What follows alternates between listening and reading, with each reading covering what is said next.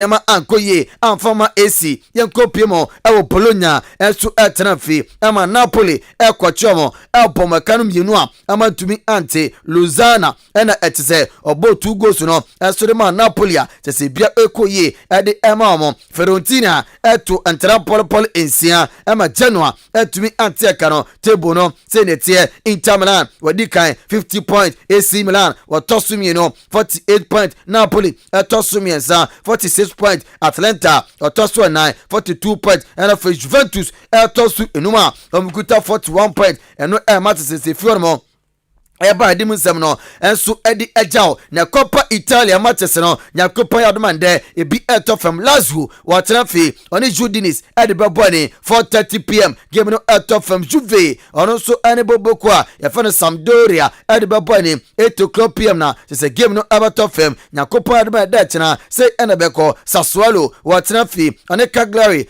edi beboni 4:30 p.m. game no etofem Inter Milan ene Empoli edi beboni 8:00 p.m. na game no etofema ene matches eba yedi musem no edi ejao yemfiri ho na fe yenkonkopimo endi nkuma akra enso emfama yenkonkopimo ewo eye FIFA na endi nkuma femforo enso emfama wa endro na ese eni kan yepa ukopimo FIFA katia na ese awards centrate pa ene se etofem na di telefone fetcheme na de ekokro wieye enso ane se eye FIFA 4 hours eba beto fem no Brent fan Robert Lewandowski ora se yi ni se best player ewo embema na fem a chese kopima Brent wo jana na su yepa Thomas Tuchel yesi coach sinina the whole year sinina coach so jana so pa fan Thomas Tuchel oye coach adama Chelsea papa yi ena se ye boni din ena afi Edouard Mendy ono so Senegal ni Brent ora se wi sinina goalkeeper Jan Nasoro empinifo ade emano sansone kopiema chese ababawa woni bobo yepa eya ababawa yefan Alazia eye putlas no ono energy ye enso edisi ni naso wosina kan ade ma bata ababawa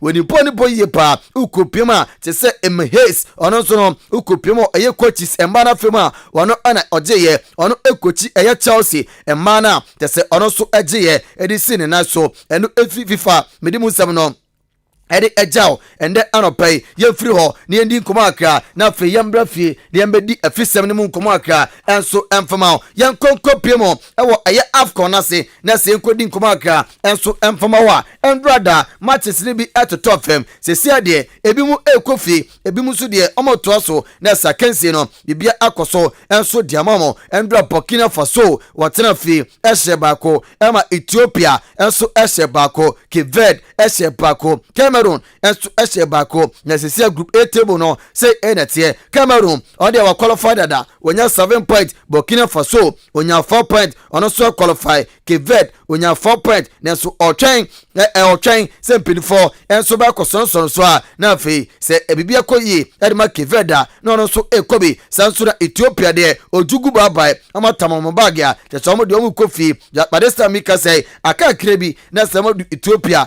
ene nkoma akra eba ede musam no ede ajao na ndema chisa eba no say ena etie group B match nyakopon ya doma ende 4 p.m. game no eshase Malawi watanafi wana Senegal ede bebani sansuna 4 p.m. na Zimbabwe wana so etanafi wana Guinea ede bebani na nyakopon ya doma 7 p.m. no say ena matches no dia ka cheni na ebesi akọ Gabon watanafi wana Morocco ede bebani 7 p.m. game no abatofem Ghana on my Koko Ghana Milovan Roivak and then Emranti Nyakopon Adoma eye ende 7 p.m. Omni Comoros and so Omade Kobo Sagana be korenim and as a Ghana be fino and the sebredi nina and Comoros for ensama yadimu sam kakra and so edi ajao yemfio yenkodi komo and soon fianmo and fa emao say yadu AFCON there yes AFCON asia and e bebedi komo akra e de fenmo and so edi amao ukopiemo reporter efi eye blaster sakache Enso eba ende anopai ene sa branti a ye fan Idrisu Baba kwa kopra etinya de branti no nyakopan adoma ende game a Ghana ekwa kobo no otumi enyira mo esi aka informa Ghana Blasters a ene report kakra efi eye Cameroon enso eba ende anopai na ni ene sa branti ese game a efiada no Ghana ene Gabon ede kobo ani no branti fan Idrisu Baba eko praye etinya de branti no tese no ho atona tese hamstring ena se atia branti tinya de branti no obetumi gina masi akan ena Blasters ena reporter eba medimu nsem no ede eja na Ghana ni branti afa David Abagna Sandan branti so akwa kopra ni na ana se branti no nya se training tofem ena sa branti eko praye ewo Amadu Ahajo Sports Stadium no branti akwa kopra yese na bonkum no yade emu akwa kobuo se zemu akwa yeden ntinya de branti obetumi gina mo esi akan ena Blasters biam sebebo eye tournament no enso awia ene enkoma akra efi Blasters sakache eba edimu nsem enso edi ejaw yemfi ho na edi nkomo enso mfefia emfama Kumase Asante Kotoko report for mo eba ende anopai ene se sia de sponsors no ba na eba se omne Access Bank edi nkomo akadwie na sama jetum na febia akoye yase nkopin 2024 wa shona Access Bank ene se eba beboa na Kumase Asante Roko omono mo edi njuma na report eba ene se na yamponsa samen kamfancho se bibia ekoya ede Kotoko sikadina eye Access Bank ene so ombasho so anase omne ba to na febia akoye enso ede amoma ene report kakra eba ndano pay medimu nsem no ede ejaw yenko house folk ne ani komo enso mfama eye player ye fan Dennis Kosa a battle defender adema abusuan draws boboko no se sia de bibia awie yo tinto time se sia de se dia sia ne sa brante no obepimo ewo eye hasa ese 4-year contract no abante no assign adema house folk ene reporter eba se Dennis Kosa abetodwa yadimu nsem no edi ejaw na Ghana ni abrante a ya fara Richard Ofori abrante eba be prayer nyina no so we sia kan edema Blasters ede so okoko prayer na reporter eba and say sia ahonde no aba te se enkopin February de na se goalkeeper ya fa no Richard Ofori no obesa Ghana na so edema Orlando Porter ya de munsam no edi ejaw Fabio Gama Kumase Asante Roko player okoko prayer na reporter eba se Fabio asa return back so watch training na se edema Kumase Asante Roko ya de munsam no enso edi ejaw na Kotoko se amde referee ya fa Jones Akubio ekwakopiemo ewo eye GF akaje ni na so match a amune brekum Chelsea boy no ya se niam bi ankoye ejeno amabonkata edi ekwakopiem ewo eye GF akaje a eno so medi munsam no edi ejaw ya na de nsam nasi na fe ya sosoko na kamone fasidansem enko informa Great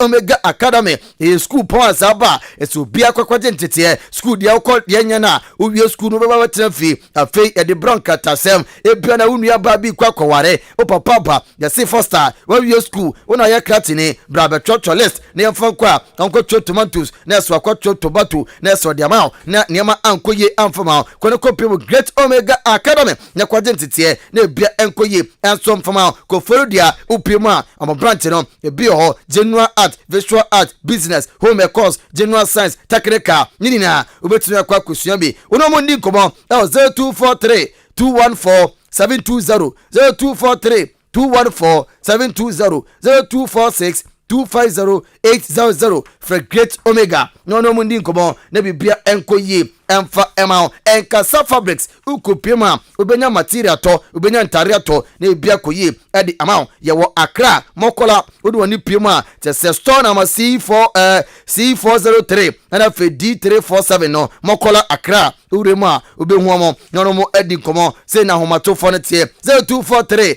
422591 and I say 0242876780 unu mo din kuma bibia be koye edi amao anopede wasi ye corner fe money show no ato aso edi amabusu afodi ni na e boy e na mesu bidin edi Kofi Ajiwi AJ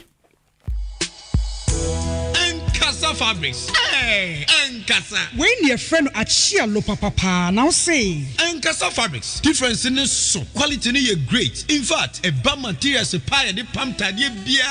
Your one-stop shop. Enkasa Fabrics. Enye we she unu asem bia o. Enti, sa we fashion designer. Na upam suit, wedding gown, kaftan, ladies dress, and now occasion bia antadia. Na unim Enkasa Fabrics dia. Enye, na we ya a cake. Eba Italian wool, Massimo, Italian cashmere, dustmark, brocade, any other quality fabrics. Enwani Enkasa. So what person will pam na etija, a yefe, a fatao, na ejiwa who offered dia. Enwani Enkasa Fabrics. Our shop number C403, Makola Shopping Mall, opposite Ghana Law School. Follow your Instagram and Facebook.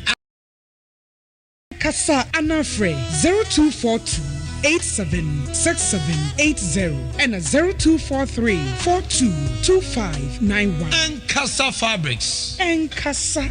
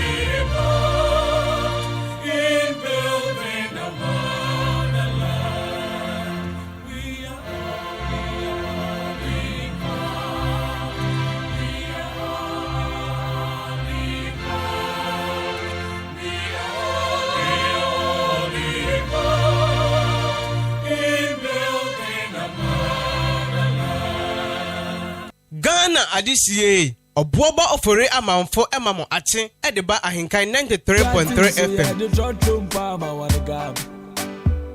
In a Chaco Sala, no, so no washa white. My walk through the valley of the shadow of darkness, and me with her. Now, cause I'm foolish, Shamo, I say, Musuye, no, Mamma, some Nina, short to one shot. Sika, somebody in a short to Ayo. Sisa, the woman, no, be a shoko. Bikita fire, be the camp, quencho. Rabasha fancy, no sawdust. As I'm a mechanic, God, do Yami, baby, thank you, love.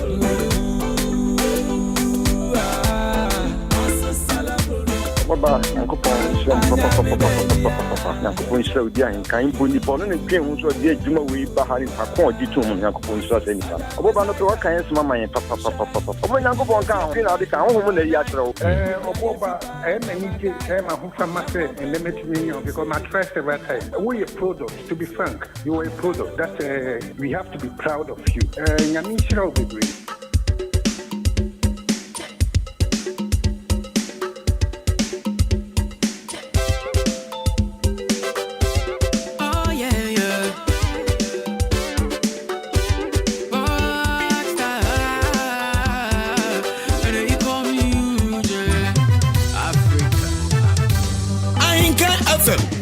I work every day.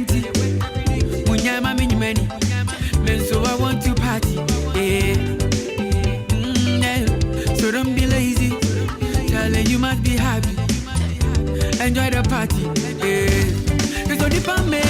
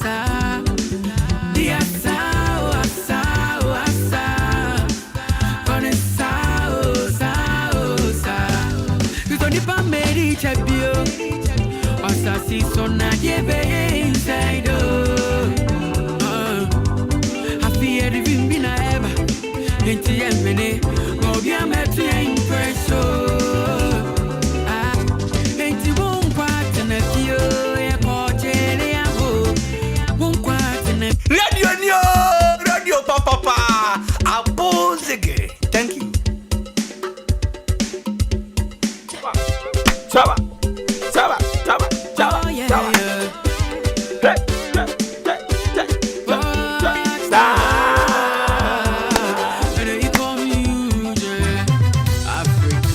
Media from Obuoba. Saba. I want to party. So don't be lazy. Tell you must be happy. Enjoy the party. Cause only for me reach a bill. Yeah, Cochiliabo. Seda. I fear the Vimbina Eva. Yampene. Debbie.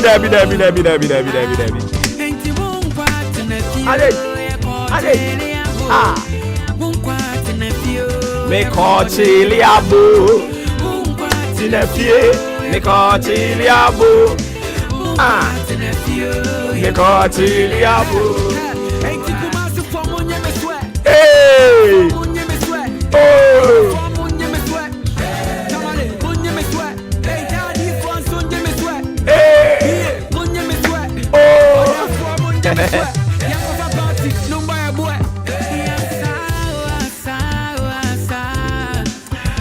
Okay. Yantuaso. 23 minutes after 7, live on your favorite family radio station, AHENKAN933.3 FM. Fremi Obuoba Ofori Amanfo. Vimbina Eba. Yeah, the fem. And yeah, Eba. And until ya Mobian Kayense. So what you say? Yeah, Cochiliabo. A very good morning going out to you, Brian Hagan, all the way from Ashanti region. Usi uti and I pay Brian Hagan. Mama watching Sansu so Yankwa Sante Mampong Kofi Chain Bafo. Kofi Chain Bafo was Sante Mampong. I don't pay me my good morning. Sounds so what from Jack. Oh yeah, Jack Alolo Miana. I don't pay my good morning. Oh yeah.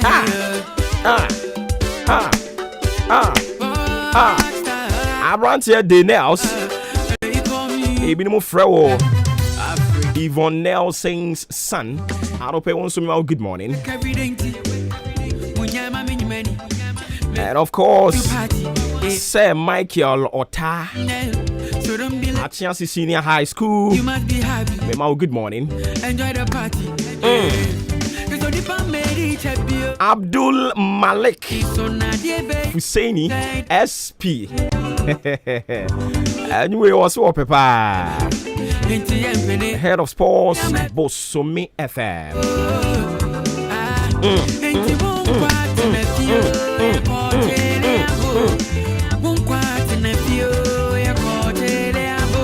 Or this year by Yaunati. Or this year by Yaunati.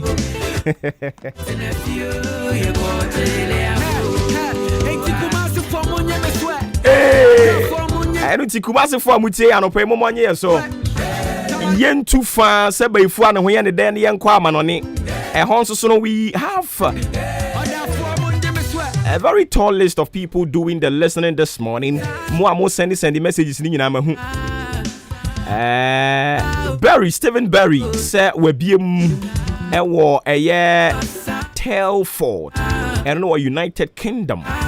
Telford. Hey, our United Kingdom. Sansosona OJ say OTA our Breccenza, Italy. Breccenza, Italy. Oh, okay. I don't pay your church, Yamuna. Yeah, the family are ba. And it is Yamanga.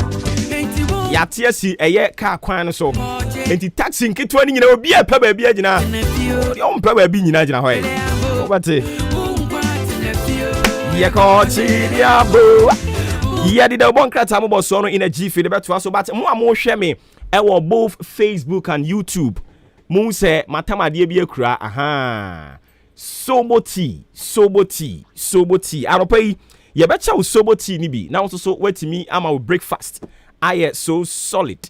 Soboti ni makachi will say a containing 100% natural nutrients and any ingredients are a bit wow. Ama unipeduano etimi SCP sita and it is soboti and pay yabechebi soboti nibi send be you go and have a feel of it when we talking about it on so be hunu nia ye kan soboti enti mu amhwe on Facebook and you cram no nice one YouTube before no soboti ni a nice one ye kan for the amamo yabechebi and enti ya na motie en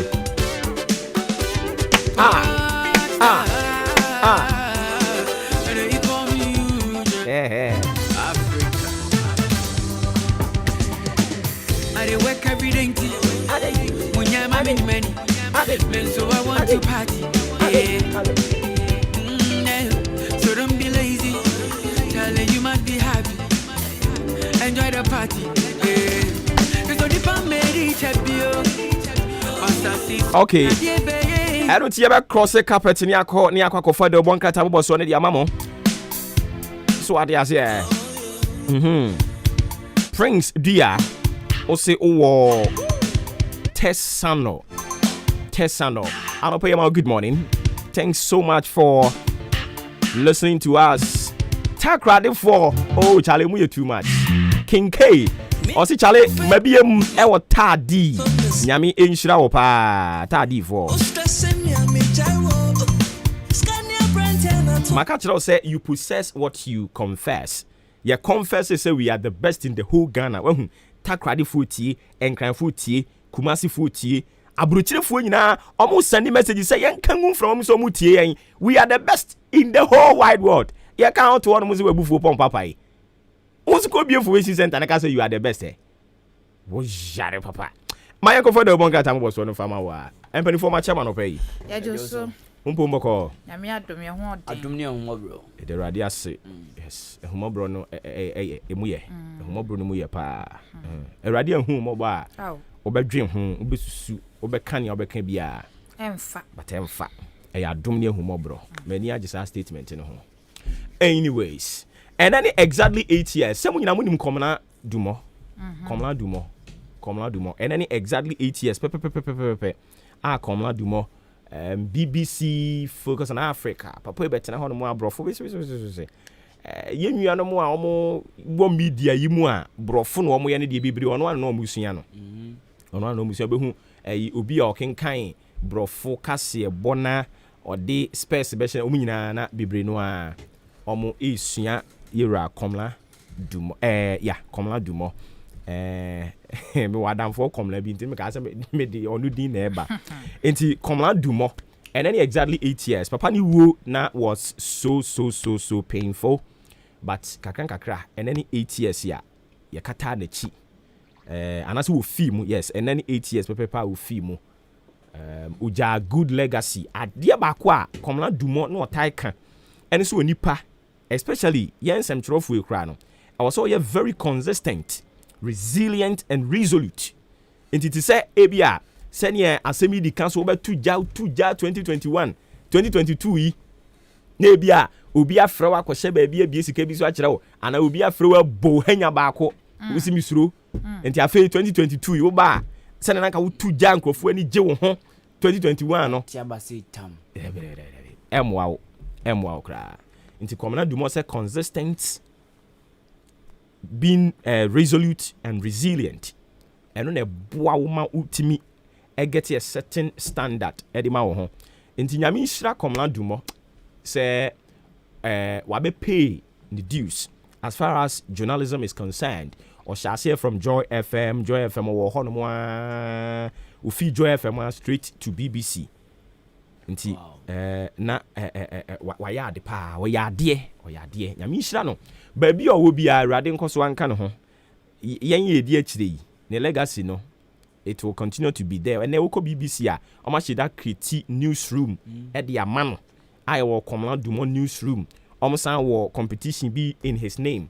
Okay, so call ko boko sampa bran ko be ni sa ko mo nyane sa nyame hira no na sa legacy no a wo de ato ho ne nyina ye beto aso ne yesu upon minute aduasa miensa 7:33 adishmama ye mamuni na chimo makwa babiem eba ahenkan 93.3 FM so ensemo adraba fan kratemu ana yesi adwa ya boabo ye ho okudwa pa newsroom ye bekenkan ama ewa kuafra kuma studio na wati afahenkan 93.3 FM kasafidie so na ene branda no penkrata odwa badwa so ebini dem de shase a daily graphic de obokrata na krata egbo amane se dwaben hene ona akwakwotena pronti ama dasebre otibuaten na yi enwo ensem ni mfoni ada no musei sanso ane ese akyerechefo nkabo mu ko bi asore se Ghana Education Service sa don hwira wono de ba be kira de sisie e wo school dan mu no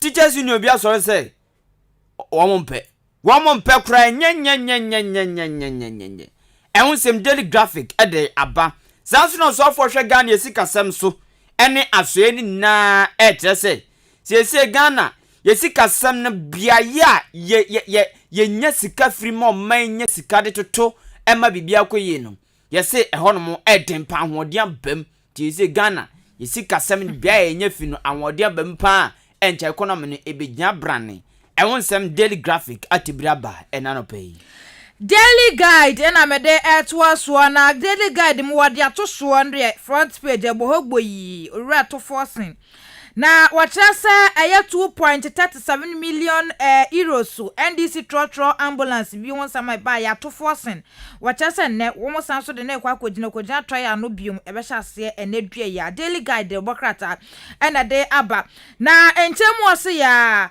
what the Speaker of Parliament won no nyamfo Kingsford Gbagbin foni abetoa afre Professor Mike Kwe wono so ye kane PM peni ana owo mrahye badwafie wode omu bi no nyina emfoni abetoa na sama krata yi kane se wei Professor Mike Kwe na kasa wacha se wono no wo mrahye badwafie wono se PM peni no nya de a asrafo ebo no ho ban sa eno ntino wei enye twema mentwe asem bia was Speaker of Parliament Kingsford Gbagbin ete ase na entemu onuma eno wasa so de aba wacha se custom officer bi ene wasiu Captain Smart na custom officer ni di Ede Clement Ajeman wasiu Captain Smart papa wasiu no 100 million Ghana cedis and wonsam ewo Daily Guide the wakrata no na opuni so ne trial no one mo e de akwakwose 31st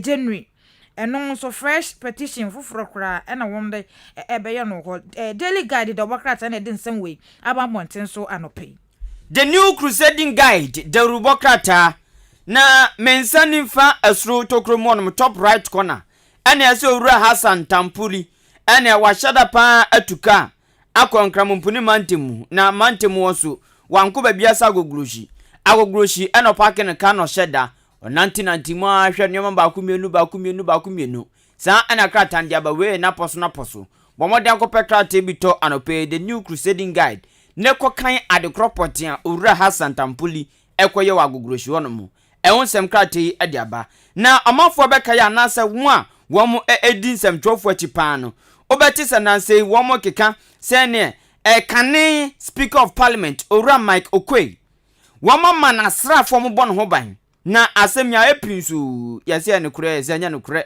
ayɛ allegation down no mo ɛnam so mo owura Mike Okoye aba bɔnten aba bɛkasa akyerɛ mpen sɛ yɛ ne korɛ na sɛ nya ne korɛ papa na nkasa aba bɔnten aba bɛkyerɛm enti pedenu crusading guide obokrata bi twa no pɛyi na kɔkenkan ti ase yi pa krata kro ya asan bɔ amane sɛ owura Razak Kudu Opoku ɛna ɔgaza kyɛ sɛ NPP amonyoko no wɔn abom kɔto yi pani obedi wɔn anim ɛwɔ afempinu ne dunsiam no deɛ ntia ma na nadodan kwakufu ado edi nkunim ɛne sɛ papa no ɔbɔ adwuma paa wabɔ adwuma papa ɛno nti na NPP ɛsi ahene ne ato ahene fo nya no mugidie to no so aba sɛ ɔmbɛdi party nanim a ɔsan de ma bɛdi ɔman nanim ma wɔn to no so aba fɛfɛ ɔsi na adwuma so ni paa na ɔyɛ pani bia in fact waben papa Razak Kudu Opoku ɛna ɛkasa asɛm wei ɛwɔ the new crusading guide the rubokrata mu.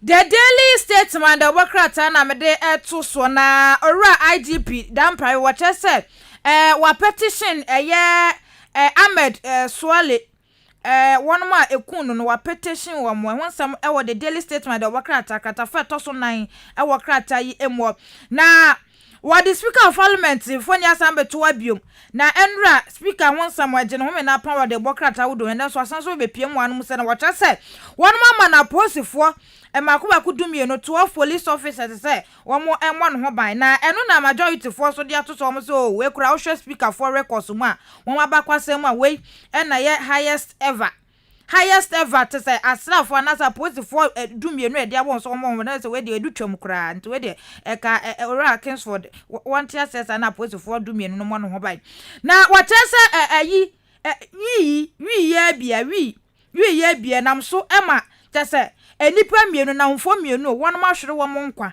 wi hunti won ma hwere wo mo nkwa ehun sam ewo the Daily Statesman the bokrata no nsem bi ka we hu na krata yi e de aba monten so anope Dem de troso define the obokrata. Define the obokrata yi de openi bia ba batu anum si a. Wa hye chichi fefefe na nanum serious. Diankasa de Dr. Reverend Emishadai Owusu Amwa. Kratefe toso wotwe na define the ebo samanewi. Ene se papa ye friend Reverend Dr. Amwa yi. Oyadwuma Ghana Revenue Authority empenifo no ka ho bi gin RA. Ene ye se gin RA fo wo matumi aboaboa sika no kwan a wo fa so boaboa no sika bi na boa wo mom di sa adwuma no 57.32 billion Ghana cedis eno na Ghana Revenue Authority for edidi dwuma boaboa sika bia no na yese wo mo set target bi o ma set target bi na target no enam sa sika so wo manya sa target no ama na abroso kra abroso 265.39 million Ghana cedis. Nese Ghana Revenue Authority for wamu badwuma papa. Sa ana define the democracy eka a ode wonsem ababetu anum sei mabo amane de akiro. Yesi Odotobri Rural Bank wamu ahwe amasuafo wamu bomodin pass scholarship emu maku aduonu 59 ya mom scholarship free. Se wamu fanko sua de Odotobri Rural Bank for ene adama se suafo wi ewonsem the finder abomane the finder kro ya ebo amane se asuafo se wo mu suro papa wo mo yema hwom se hwi azo bi asabi ayi asemu asuafo yema hwom titi wo mewo sukupon mu no wo mo yema hwom se yese anuama wo mo de betena ewo sukumu dormitories ni hostels no ne bwokosoro dodo enam utag for strike ninti ti womo srepa sempenvo hwe na pel ye ne din emna dwobromna yesi Ghana Tourism Development Company GTDC womo ebefrase edi dwumate se de omudi dwankasa entangosi 2024 de na womo frase ayensa enti Ghana Tourism Development Company no wombe no commercial Dr. Awa on ye tourist minister on the sasem we atuja the finder the obokrata and the same way by the business analyst the obokrata de biaba na krata de aba we dwadie mu nsam wo trese tobinko Tobinko pharmacy for one may ndro ne nnwuma kwa wodo bi e ka ho ene wo makwaje peni age atomo aso ese one more ebeka executive council members for ho no AGI Association of Ghana Industries for ho nti one say no one maso nti one members of Association of Ghana Industries for ho na asianu say ya na Association of Ghana Industries for boss so di abeto krata me the business analyst mu a watch so hyehyɛ ya na nado dan kwakufu de beto one ma watch so say krade wo ba ya revisor bi ewo benchmark no watch say na nado engina pintin na san hyehyɛ no wondi so no nye sanse no betimi aboa na Ghana economy no etimi ejane na so we ne nsema the business analyst the krata na de aba na krata yi san so de aba biom krata fa to so 9 ewo krata yi watch say Hungarian president for be pie mo no wo mkopie mo ewo asantemante mo Kumasi waste water project no ase no one mo ba ye no wo san so abo obi aba so na nipa wo mo na ba so Reverend Dr. Lawrence Tete ana de say one mo abo na ba so papa na ehonsam ewo the business analyst the obakrata nsem bi kan we hu na dwadie krata yi de aba monten so Daily Ghanaian Guide the rubokrata na me de to so na omoba na caption na kire say eba na caption na kire say ade a wo ma twenu boyi atokrate mo no pe yesi omanfo nanim say 2024 Ghana ebeto aba na abane ebeto no party menu amuamunim so mo manipa na ewo mamu NDC and NPP na NPP for nipa odi omanim ne braso emna man kwan se obetumi asan contest bim enti o say ne braso pe odi na adwuma to na adwuma so beso ewo 2024 eye onumnyan for his excellency Dr.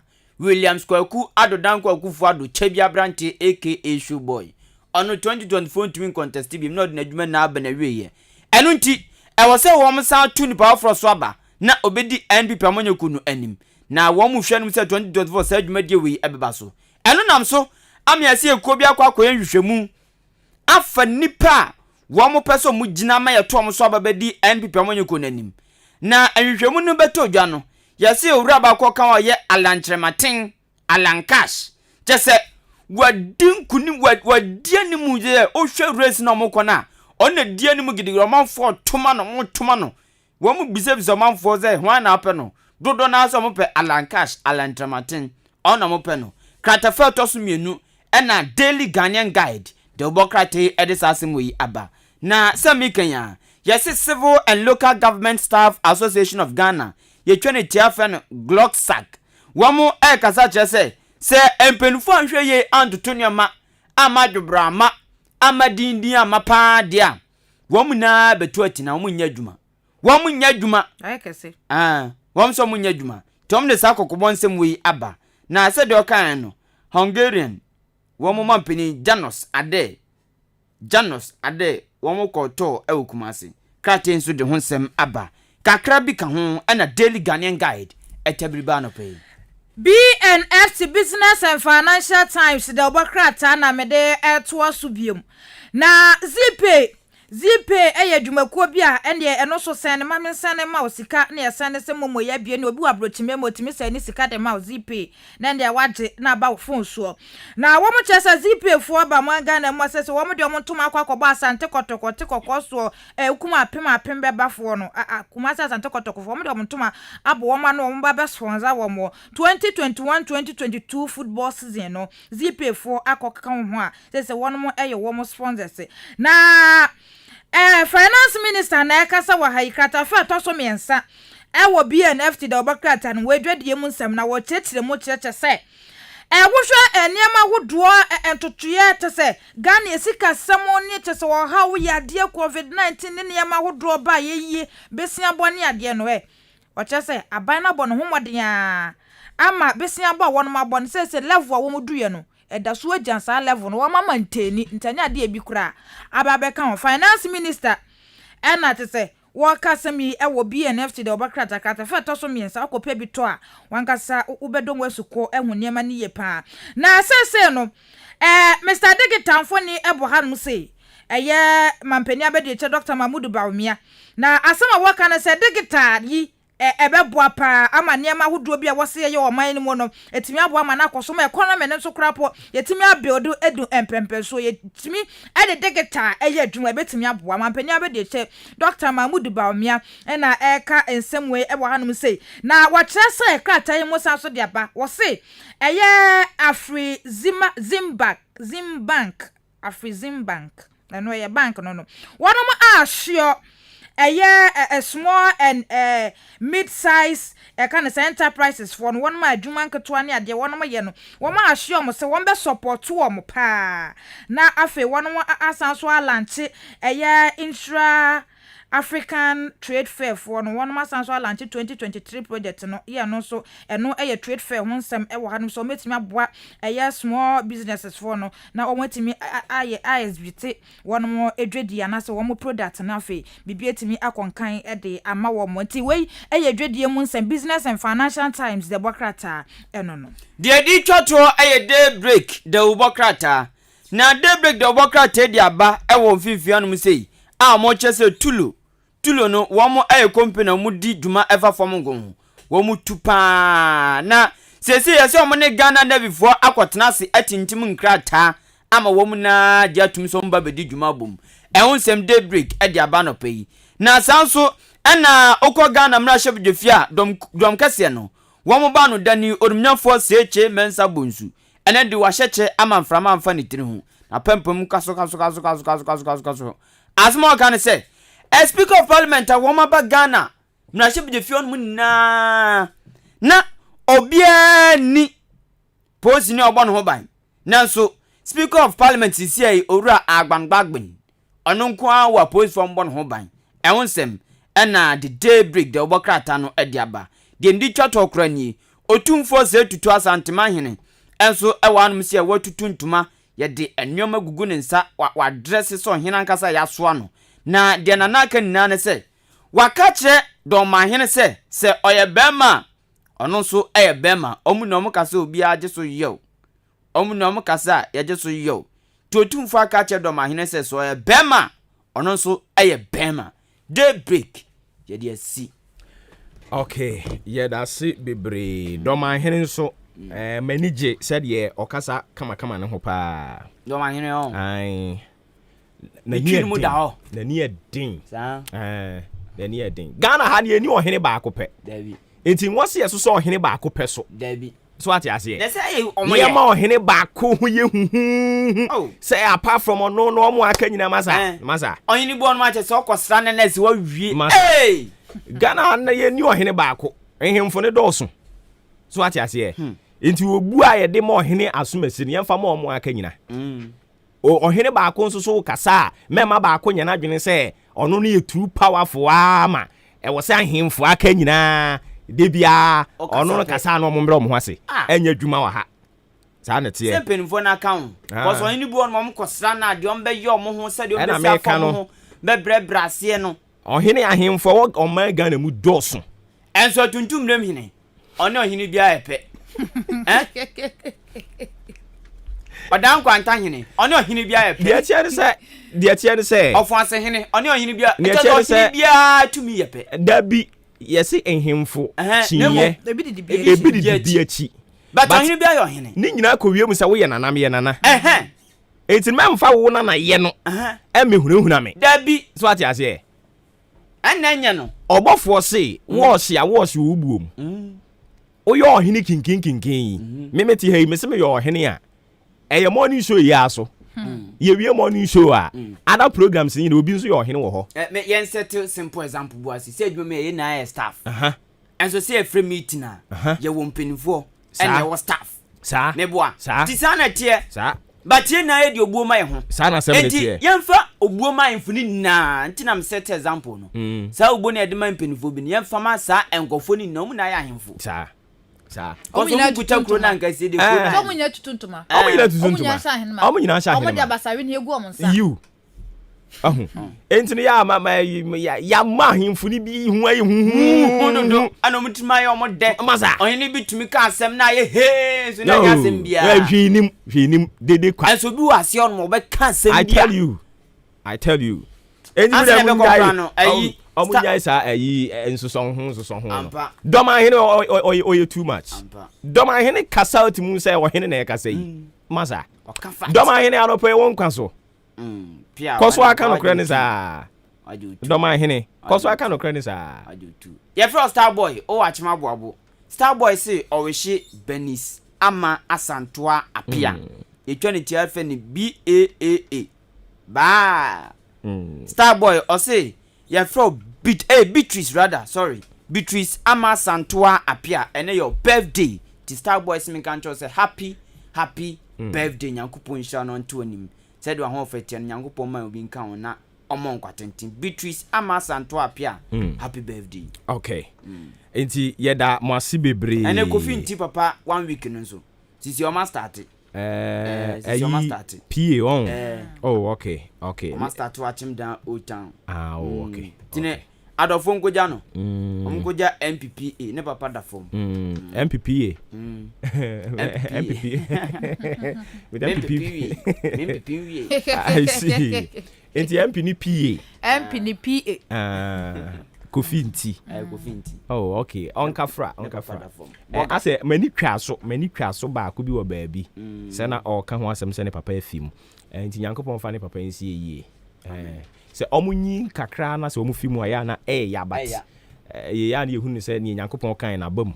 But omu ye very young no mu wan ya na ha adwen kakra.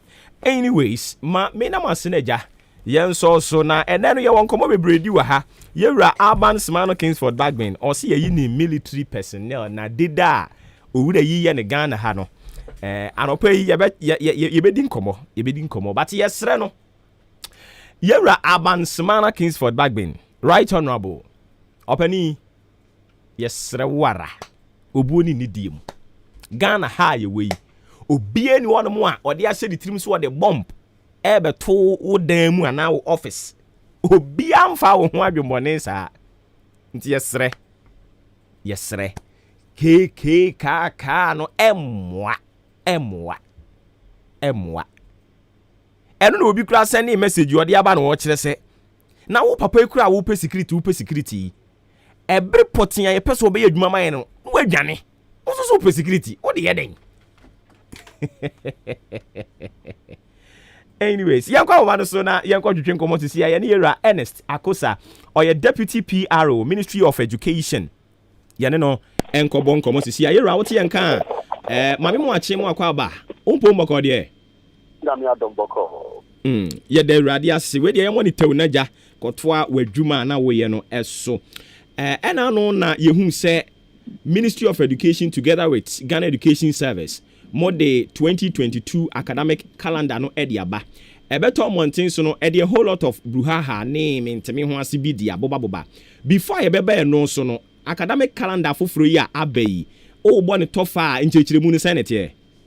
Amini ameda waso akwanya ade amame wasibi kese so na de be kan say academic calendar na aba no head and stand be brisa. You know be kaya last year na last academic year na junior high school for no campo there. Now we call even more than 4 months. This school 5 months. And I mean now no war covered no negative impact at the academic calendar. So now we have no option than to they follow Sadia. So going into 2022 academic year na ministry by Stacy GS 34 million detina said David. The betina boa ama in case of any eventuality down I say kata friends any attention to the diano a bit to me I affect academic no say the between aboy young cop by semester there's a busumi 90 alone minister ethics committee no deputy minister in charge of general education Reverend Tim Fojo and no dano na committee report nobody buy no minister and social no say ampa by Juma Fata my director general so my schools in no associate say na me pa enne na basic schools no ebebie na mo bie so a on be ko so me na ni kakra bi na me nia chechemu a na se hwehwemu a ni bi shobe be na ye ekire sa akra che school na eboa mo ni ti no me bi ase but akra ko school by 7:30 am na upon 3:30 pm na anya bia ebe ha akra na mom no akra na nkasa de pese nya hia hu bi They even cast all creative for any other in Koran to think before there. I don't know some continue school this. I can't quite another drunk one or two sao. You know, two first breaking session. First break for second break. And what I start a little activities now. I go how I'm back up for library, ICT. That contract hour now, day now, quite a bit 8 hours no school. Now, concerns with this so at church for no so move for day and in Korano, we have I have an affect my adversary.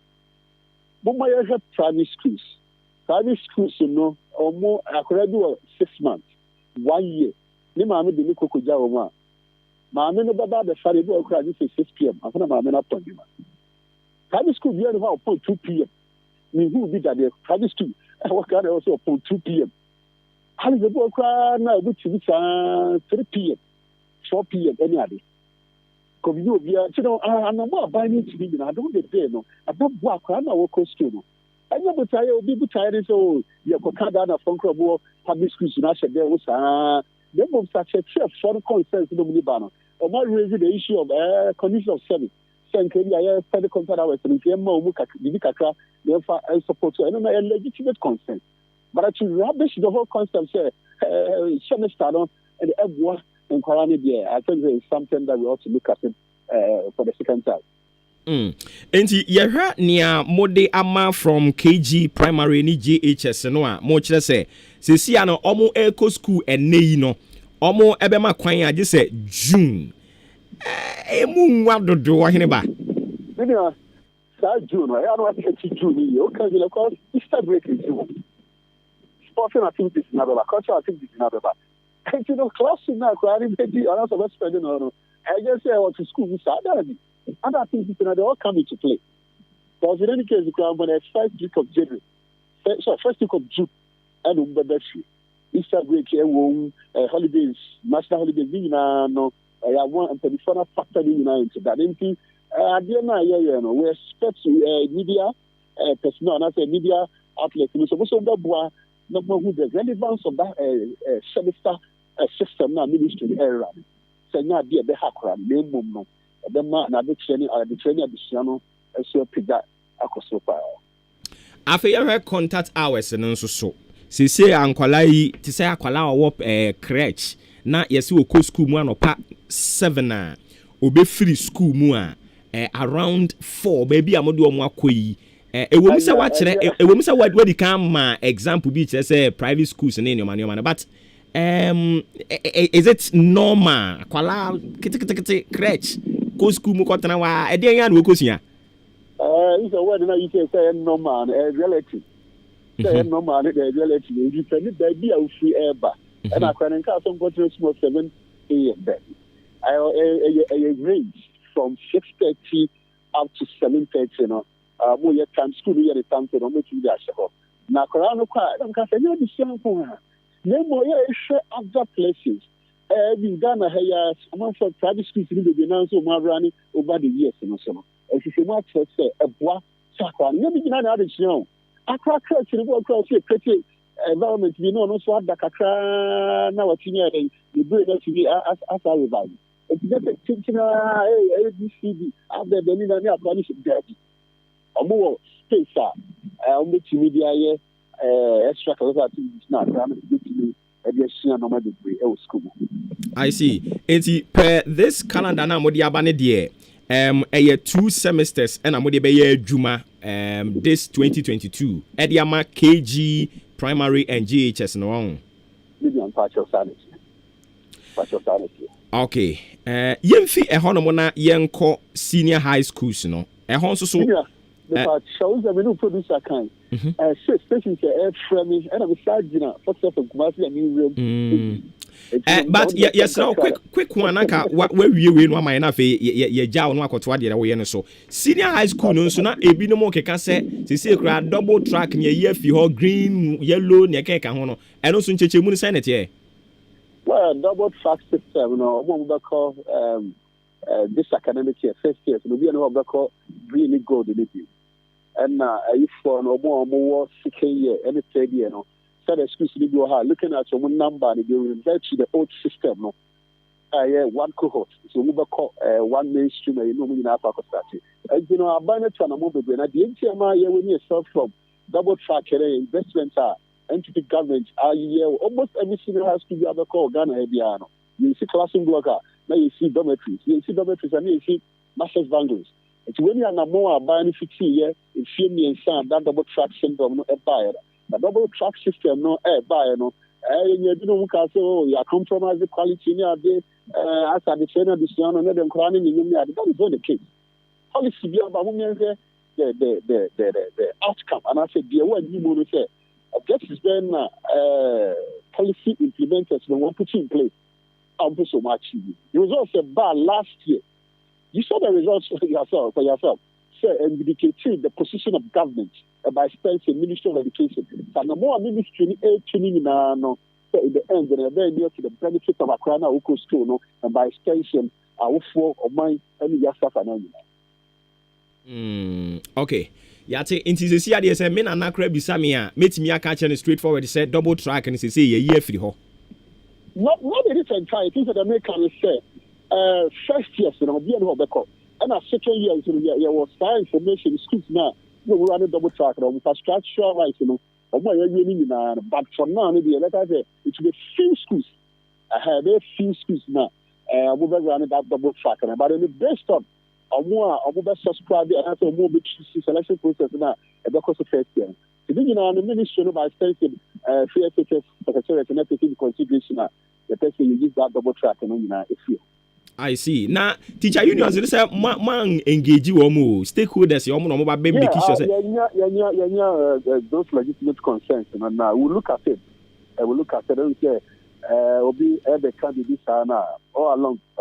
Not.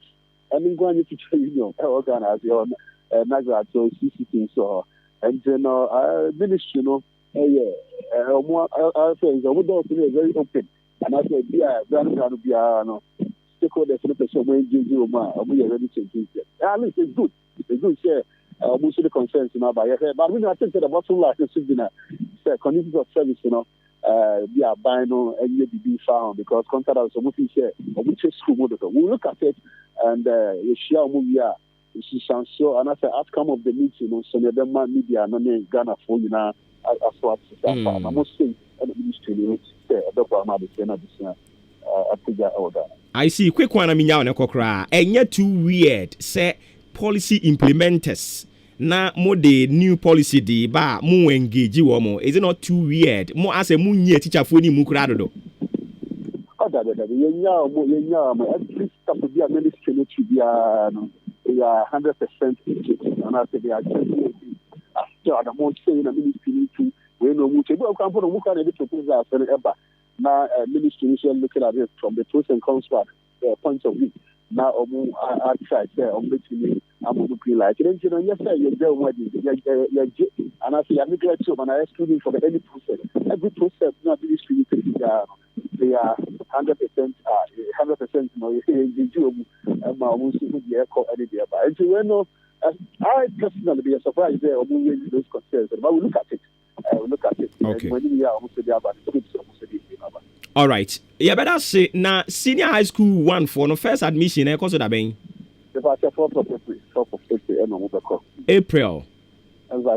I see. All right. But I mean, make it sort of as it stands now. Because I don't want to Maakye. Why I cannot untable on the 5th of next month. And I check for a year part and I say examiner for Maakye. No Maakye and Sakana. I didn't feel checkers in the idea go through. It's like, yeah, maybe I abandon a airport. I said, abandon on a timetable and also follow through. I saw a movie, like GDPR, but there must CSSPS. The CSSPS and also year placement TVR. CSSPS got the Cuba. The issue here, a copy of the journal, so no address and header. And you know, ministry, you know, timetable and I said, timeline to follow through. It's one of the best. In the April, no, dabbing 4th April. 4th. Oh, I see. That's right. All right. Questions in the baby or but said ya woka se woko to asunsu baby no. Yate. Media engagement. We have time and come there. Sure. You better when you man pay that say. All right, inti Ernest Akosa a deputy PRO at the Ministry of Education. And I know a coach and Comono. 18 that is a said the Adiano ACTNO and they and net 18th January and JHS KG primary JHS for no chess and they and Omo ABA. Edion. Education cram me bibi oh as the confusion asset because me tell you I bibi oh abobwa potro kan bi o kan so a obi so ti baby so won ti ase hwe education na chechwere omobo yo education na chechwere omobo na we akwakoye dua batabo ni twa etwa na opani no a ono no ye minister of education no oyo obi a me ne ye fine pa enti asem ni ba se ya na ne kana e bibia wo ho but ye de sa fine ye ni be si nchen ne ya ti kuru na nimu aka no kre de a kire wo mo se de omo ye education omo ye ne tro kan dodo omo ye ne tro kan enti omo hwe kwan me fa zo me ni ye se ya nim se JHS fu abiebio se primary fu abiebio calendar omo de ba de mi wie ne ma me de 190 mu amo ahwe aye be tro kan ye tro kan ekodi na nie banchi fufuo mami san kwa homa no so a yen kwa homa no so na ye ni okay ye ne odifo Raindorf Ofori Amanfo Start Right Summit na yemfa ento aso mfa ma 7 minutes into 8 live on AHENKAN 93.3 FM nyamidi 40 minka no pe ma mo achi amakwa aba mpomoko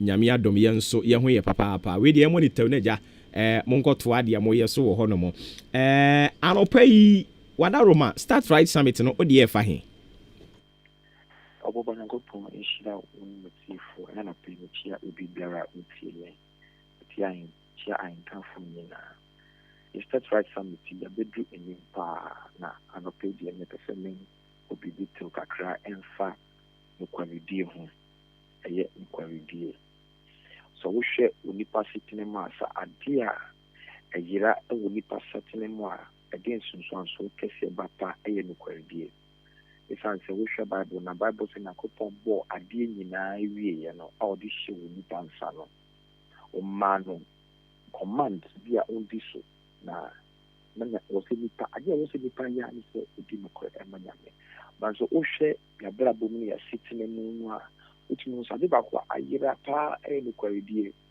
ntino kwaridie ayira ntino ama onipa entumi enya emwa ewo se unya ntino kwaridie eya die biara me pese 2022 obia mbo ne ho moden se obenanti wo nokware kwaso obeye dwuma ewo nokware kwaso obekasa ewo nokware kwaso se na beya emfa ade a airtime eba ya kwemu ukan Bible na who said Bible say Samuel akotena odifo bi ho efan Eli na emra Eli emba endi no kware emanyame ene omo papa no na Samuel edi no kware nti who say emra Eli efi ho no no be se na nine eye odifo Samuel nti apache say okware die ebinyen ema yankasa ye die wo hwe David a Bible say emra David akotena so nchen David edu no kware ena so Bible said, now Ocean Husuye, Bible said he behaved himself wisely. And and now so I hear a free on the panel.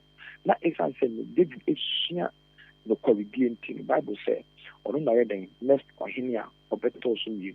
It's I was saying now if free and there. Yen din kwe Emma a di biara in a coupon de shayansa.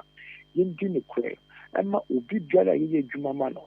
Yen din kwe Emma ade biara yedi ya ho ehye mu bia ye na fufu mu asori mu aware mu ebushe mu moma ye di no kre o kan Luke chapter 16 verse 12 or say if you are not faithful with what belongs to another who will give you what belongs to you Bible says na kopon Jesus ka tell you and say someone di no kre ama ade bia ye obi dia na wo di anso why na de da ma we catch say onipa next level ni promotion na eja ne kwaridie nti bi wɔ hɔ no mu a wɔ adwuma mu adwuma wɔ mu akyɛ ɔnya promotion hwee nkɔ so nso ɔde hyɛ borɔnsam ne ne fiefoɔ nso bɛkɔ mu no na nokware di a wɔ sɛ ɔdi wɔ adwuma mu no ɔntumi ndi sɛ woyɛ taxi driver ni wotwi obi car na sɛ wotie mi na nɔpɛ yi a di nokorɛ ɛma wo master di nokorɛ ɛma wo boss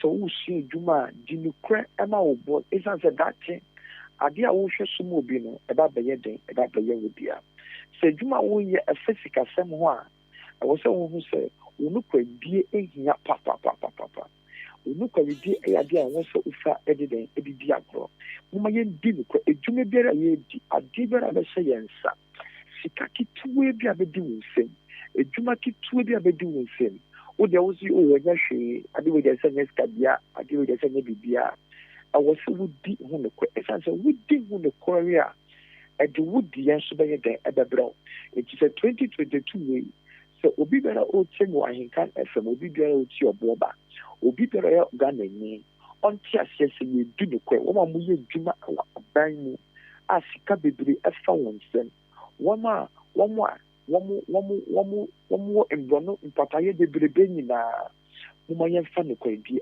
ɛnante. Let us be faithful with the little and God will bless us with the many. Let us be faithful with the small and God will bless us with the many. Esan sɛ hwɛ ɔbɔba obi bie no hɔ a obedi nokorɛ a Bible ka sɛ David sɛ na me abɔfra na afei manyini nanso mehu ɔtee ne ni a n'asefo yɛ dɛn ɛsɛ sadeɛ kyɛ sɛ nyɛ ɔnneɛma bi wɔ hɔ no mu a woyɛ wɔ w'abrabɔ mu a automatically no nhyira kɛseɛ di w'akyi automatically no bibi kɛseɛ di w'anim automatically no nsoma kɛseɛ ɛtɔw so ɛhan kɛseɛ tɔw so na megye di sɛ nokwaredie ɛyɛ ade baako a ɛwɔ sɛ yɛfa ɛde dɛn ɛfɛ de di agorɔ nti fie nnɛ moma yɛn nyinaa yɛnya yɛdi nokorɛ. Let us be faithful. So we see obi dan, we obi adwuma ma no. Kakra na ɔde ama wo sɛ wofa totɔ nneɛma ma mesɛmɛte no. Moma yɛdi ho nokorɛ. Nhyira biara ni adeɛ a yɛmfa nokwaredie kwan so ɛnya. Ɛnna wohwɛ yɛ man mu a nipa bebree ɛnam nokorɛ so wɔn de nya nneɛma bebree. Wɔn fa nneɛma bɔne so ɛde nya nneɛma pɛ. Wɔn ho nya ɛnna nipa bebree they can't account for the money they have. They can't account for the wealth they have gotten. Almost me cast omenya edanya omenya sika omenya. Ubi fa muso munya wo hefa. Onya baby a obi try there. Esa say one fun kware die kwa so enya. Obi new ni boss eye adwuma. And so at the end of the day obi hu boss na ya no ankasa kra no. Sika onya fi adwuma mu no and person akwa no enya. Enti I was say ye di no kware. So obi adeɛ wɔ nsɛm obi gyapadeɛ ɔsɛ ne serɛ hwɛ so ma me moma yɛdi so nokorɛ obi adwuma mu wɔgya ma sɛ hwɛ so ma me na nka sɛ ɔni hɔ nti no nea ɛbɛyɛ wo dea daabi moma yɛdi nokorɛ ɛsiane sɛ sɛ wodi nokorɛ wade ketewa mu a wokura no a ɛbuilde wo ɛhyɛ wo den na nea ɛyɛ wo deɛ nso no ɛbɛdi wo nsɛm mu a ɛnsɛe no nti yɛmfa nokwaredie ɛnhwɛ nkɔfɔ deɛ so da bia meka sɛ hwɛ Yakupon boy nyinaa. Some of us must become owners and some of us must become supporters. Now listen to me. Say ship and na captain na otina sona or wasoro hono no. E wo mu so na captain no. Nanso ye nim say wo mo good ship na se na mo ye adwuma no. Omo na mo ma ship ni den eko. And you know those who are down there are there with faithfulness and with truthfulness. When the faithfulness and truthfulness breaks, the ship will sink and we will all die. Etino awasi edi nokura enante. Wamu abemu. Wamu hospitals, wamu schools. The profession that you are doing, be faithful to the profession. Whatever thing you are learning, be faithful to it. Be faithful to your life today, so that God can give to you what belongs to you. Mumaye di no kwe embe atanga yeshe. No kwe ridi embe di biti se subai. No kwe ridi embe kriane. Ense ye ma. Enyo ense ye ma na dachi. Nkopon etumi fa nya eyeye die emfa maye. Esan say obi osura ohwe ye. Na wuye bia no obi hwawo. Nanso de onim se obi ehwo. Obi betumi hia o. Osa bante mu hu no kwe ridi da. nti no bra na me fa wo hye baby pa esan say no ye bia no eni e show eti anope de kakra no Ghana man wo ma Ghana man any ahenkan for me say mo ma yen fa ne kolidi enante edin sometimes edin so you be no credit now so no so to be this one me be so who say eni mo nyam kese any reward kese e wo homa na ko pon shira bibia nyame onshira won so papa amen. Okay, nti ebusia for any prophet Raindorf Ofori Ata na kwetwe enkomo start right summit and ode enede no so ato so amaye kama no ene topic ode bae no emu api emu ye pa o se nokwaredie nti 2022 yi January na wotwe ya yiwo mu yi ene day se niema be ko yie e de ama wo a e wo se wote ase se ubedi nokre e de ama adekode no a oye no professional oye se wo ye nsemchuroni obetena console na chi a mepacho ya afa nokre nko aye wadwuma ensuro nipa wate kanokre fabo a wunuanom e ya te ase se o de nyame aye wadom akwanya bi na wanya ene waba betena ba bi a wote no ene no se ebi ekoba se yesi opportunity bi aba ba bi a enam akwanya wanya nti ubetimi asenya sa akwanya no e de awurawura offices bi na won so ho atɔ nti ya wo se wo ho atɔ no unua no mo aka ne de onka mo de mfa ma wom ebi ne sim re-registration ya ekoso yi yen yetira yi stress ya nkrofo kom ya nkomu bi ya register ma yen enu nti minka ma no ntum da bi e betena ha wo se meka no kre no ma yen san kwa homa no so ne yewura Joseph Oheneba Ahen enkotwetwe nkomo wabene yeba no security ene ehon totoye mu a wabene papa yen kwa homa no so na yen yewura yi enkotwetwe enkomo yewura wote yen ka AHENKAN FM so ni ya mo akye am akwa ba apomboko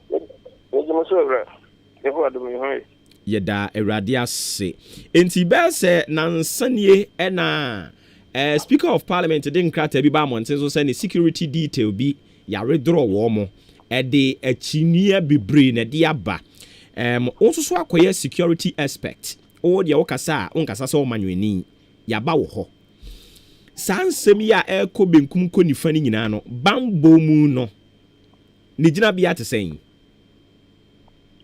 mama o question ni mu na ho masemu ami bisa ne se utie me masemu ami bisa ne se the last statement na me okay nti dia mi bisa ne se akba bedane amanyosem sese ya yenim nia all kan okre ene yenim nia o twa nkontompo but wo de wo no onhwe efanfa no asem o kan from a yes security expert point of view exactly enti o hwe dia ekoso no a mama mfa ne sei Speaker of Parliament ne kra no na hu hia so ade bibisa wa beto monten so yan fa so da suma nyankopon so aboye for Ghana to be actually Ghana we need a problem solver not a problem thinker Ghana that is we need a problem solver not a problem thinker Ghana you hear woman asema to na yebe se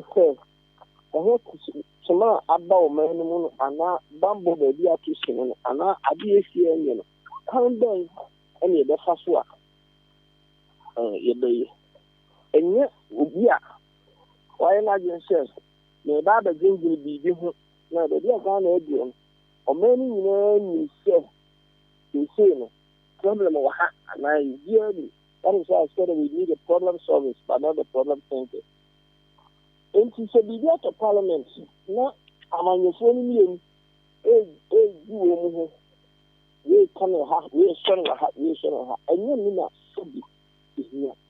Women, then I did not tell her, so a yes, sir, so that for that Parliament, and yes, sir, so that for that Parliament, and you want some anything here. Now you're hearing me. Yeah, no, yeah, a game beer. Yeah, come on, man. Let me see a train echosa. Both minority and majority. There was one with the two. No more the rules at the parliament, the work of the soldiers, the work of the interior security.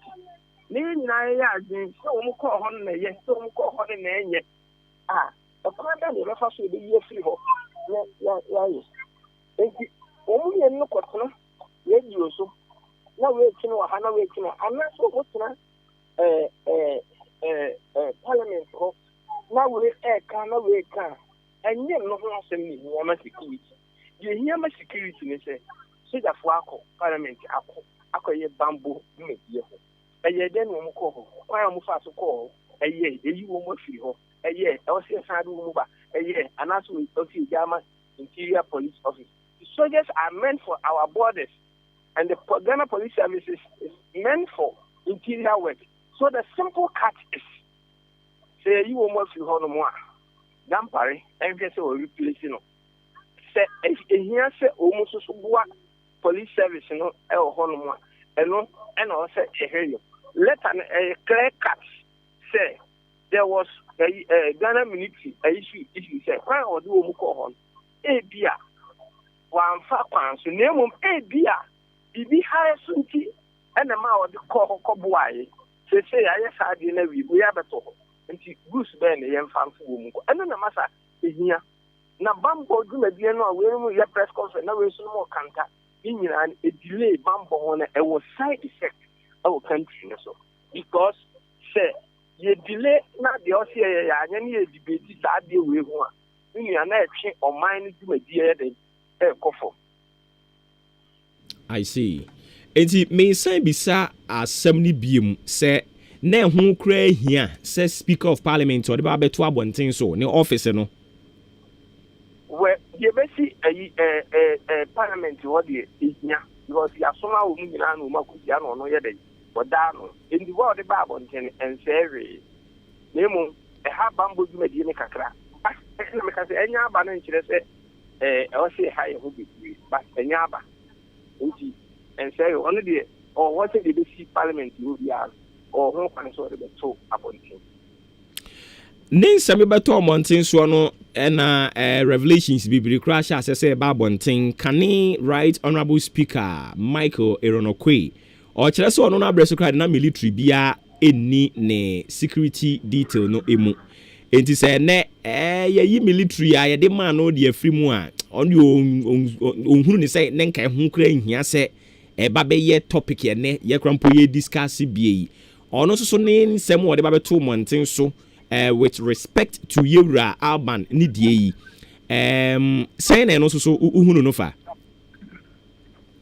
me take issue no so no one ono ayi bia abeto abont we dia beto abont say nkene hia say de bebo a de beba abont enti nkobi kasa ase bibi asemo kana bibi ebam say ehia nka anka the word anka yeah, I think that it should be ended. So what I say, and as Speaker of Parliament, so the NC, the basic or who cancel the bed or the better about it, or the better about it. So what again? Say you debate that issue. No, the importance is one. We will say is here, and the importance is so what do they meant for their work, their services, and in borders.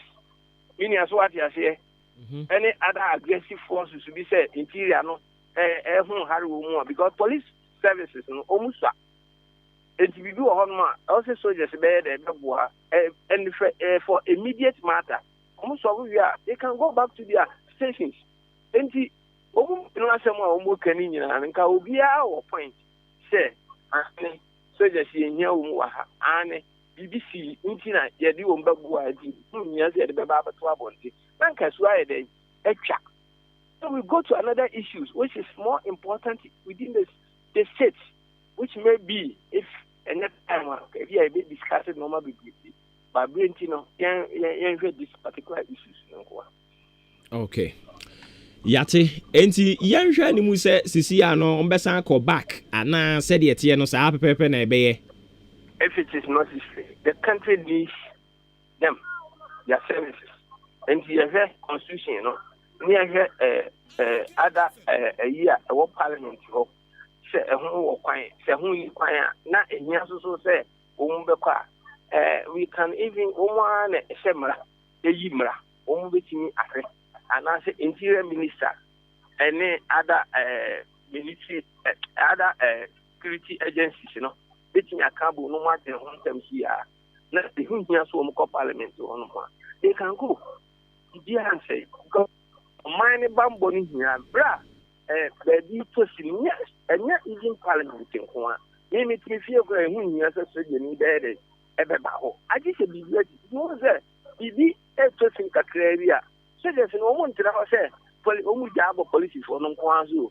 And our police for no one said, be a shina, Oma Bastamon, and more, one can so much na senator. And yeah, that Baba fire service for all the security agencies are involved when there is a need for the country. That is the security work. In your so they work together. We know all their services individually. We know, but a do baby is near woman. I mean, about one example. Interior for no one, enough for that. Police service for that. But I do about to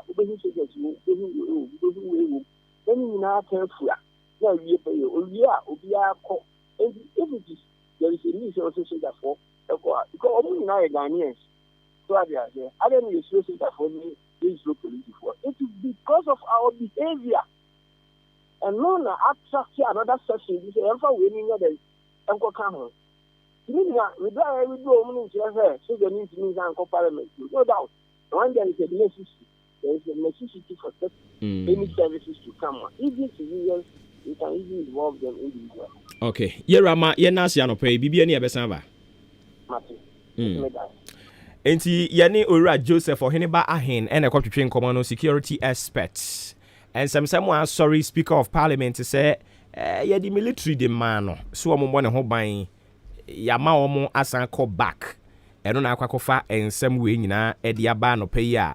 Sa some kroya hon and majority one more may ship the fee one at the press release ediaba abonting minority so any edi kan de baye na majority so abe counter majority woman so release no e wa ha no mo a ye hwe se ye be kenkan kakra e di amamu nti enra e na womo de womo so release e di eba mountain so me hwe na menkan dawson but we will try or say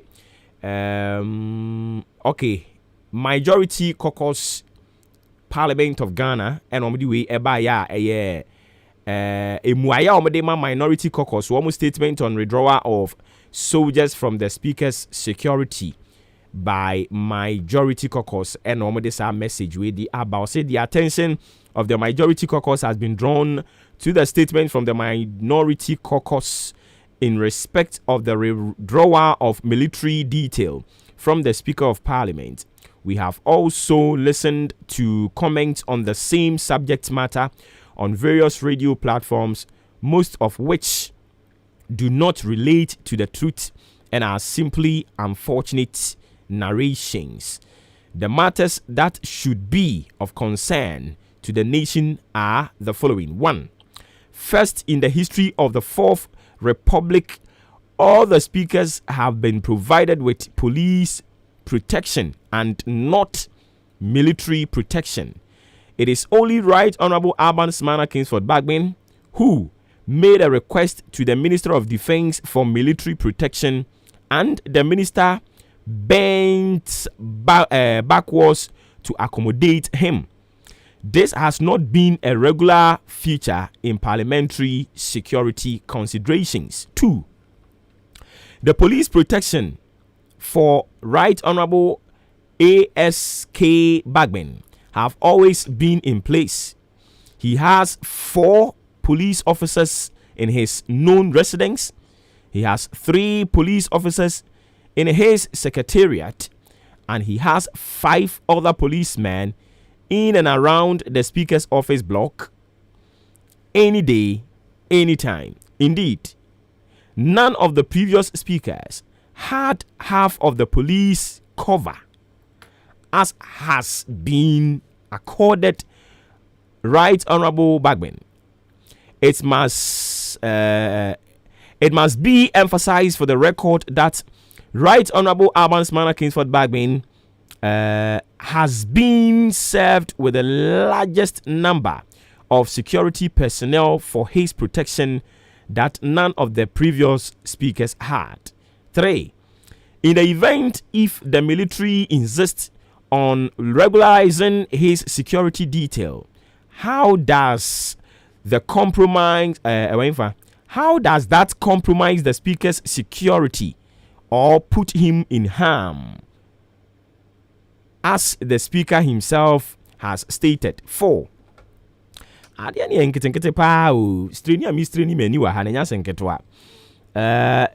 Four, the statement from the Speaker's office emphasizes that the withdrawal of the military personnel is an attempt to gag Mr. Bagbin.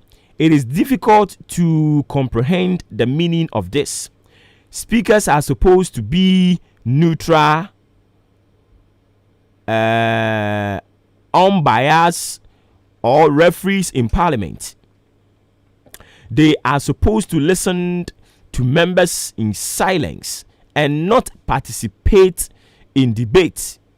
They make rulings when called upon to do so by members. The rulings must conform to the rules of procedure of the House, otherwise referred to as standing orders. In that regard, the speaker's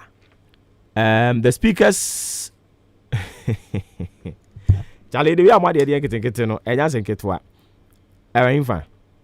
okay, it's my sign emphabium crana. Also, the statement from the Speaker's office emphasized that the withdrawal of the military personnel is an attempt to gag Mr. Bagbin.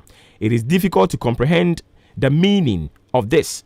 Speakers are supposed to be neutral on pairs of referees in parliament. They are supposed to listen to members in silence and not participate in debates. They make rulings when called upon to do so by members. The rulings must conform to the rules of procedure of the House, otherwise referred to as standing orders. In that regard, the speakers lose their persona whilst presiding. Therefore, what voice does the speaker have that is being muted or gagged? 5. Following from the principle of the binding backwards to accommodate the speaker, the Minister for Defense has on occasions availed CASA airplane and helicopters to carry the speaker to his region and home village. Again, when the speaker was invited to Nigeria. To that Nigeria, the presidential jet was placed at his disposal. These facilities have not been accorded the previous speakers. It does appear that the Right Honorable Bagbin is unappreciative of these gestures from the state. 6. The Speaker of Parliament, in terms of precedence, is the third gentleman of the land, and one expects that when he is exiting the jurisdiction, he must inform the presidency ahead of time, since the speaker is the person to act as president in the absence of the president and the vice president. In all the many travels of the speaker in 2021, he did not find it worthy to inform the office of the president. What is the import of that? Question of Mubisa. And now on 7th January 2021, in response to an invitation to ensure peace in Parliament, the military entered the grounds of Parliament.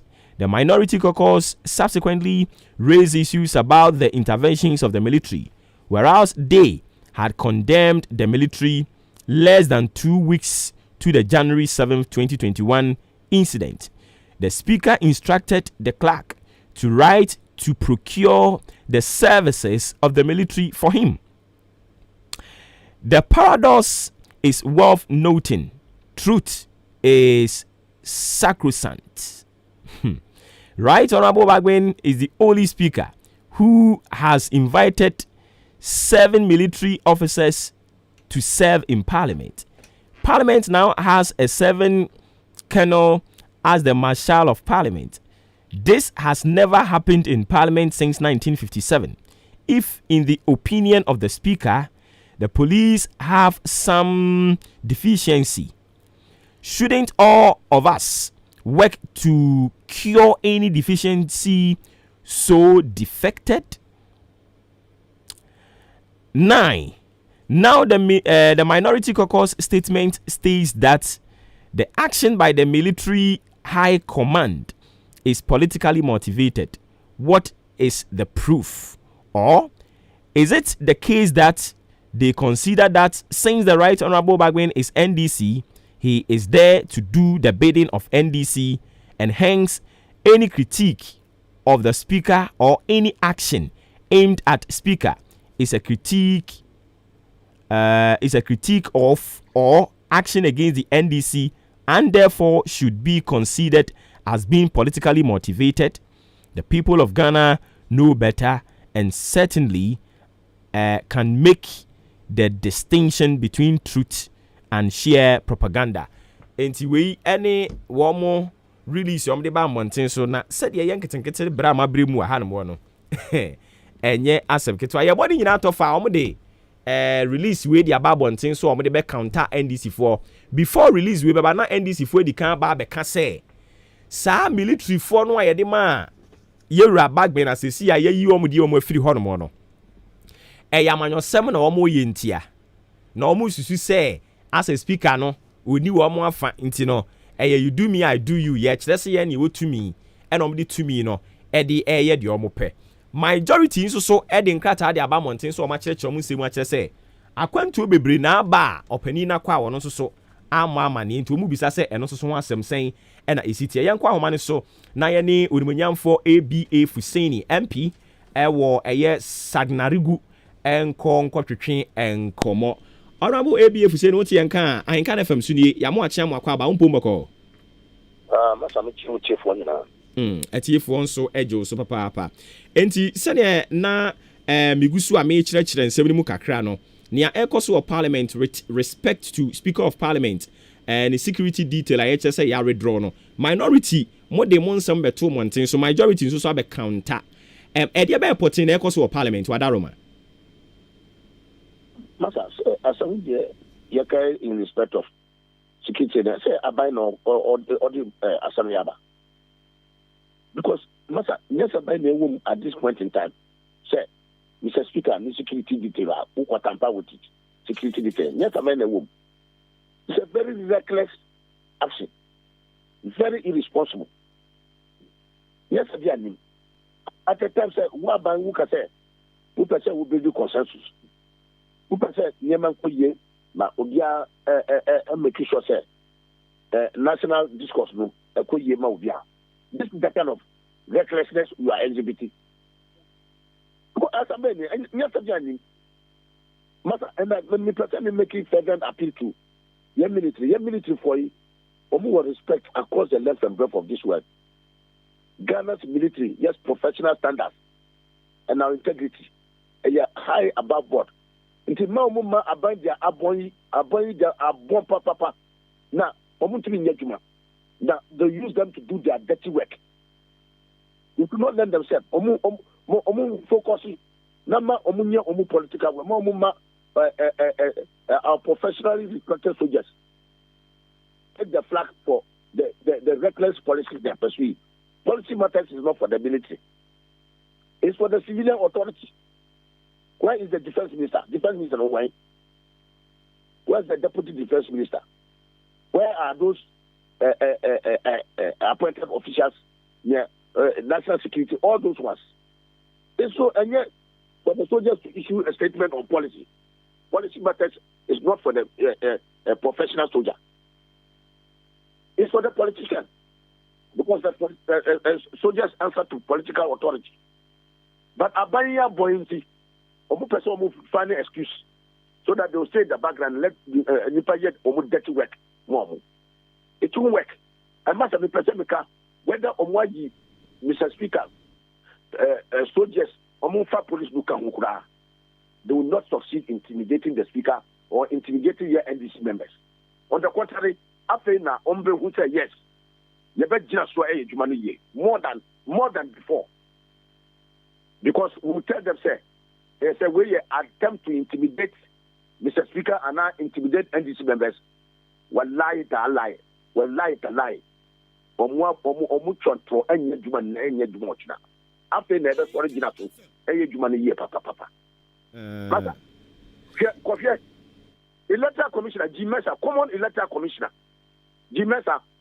Onukwa also just more than 10. Onukwa. Uko nifia amo personal career. Ewo nifie. Ude ko nifie de kofie.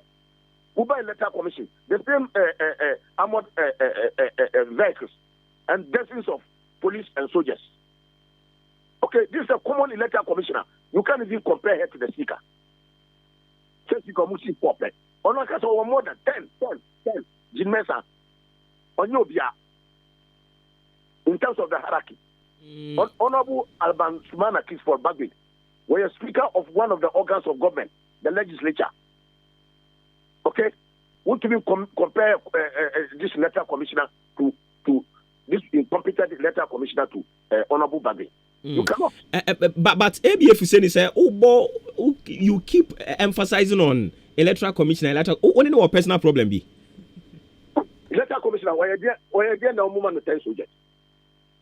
Obi are in charge of Obi are referee as far as elections are concerned. Yeah, what's your money security? After elections, why are there?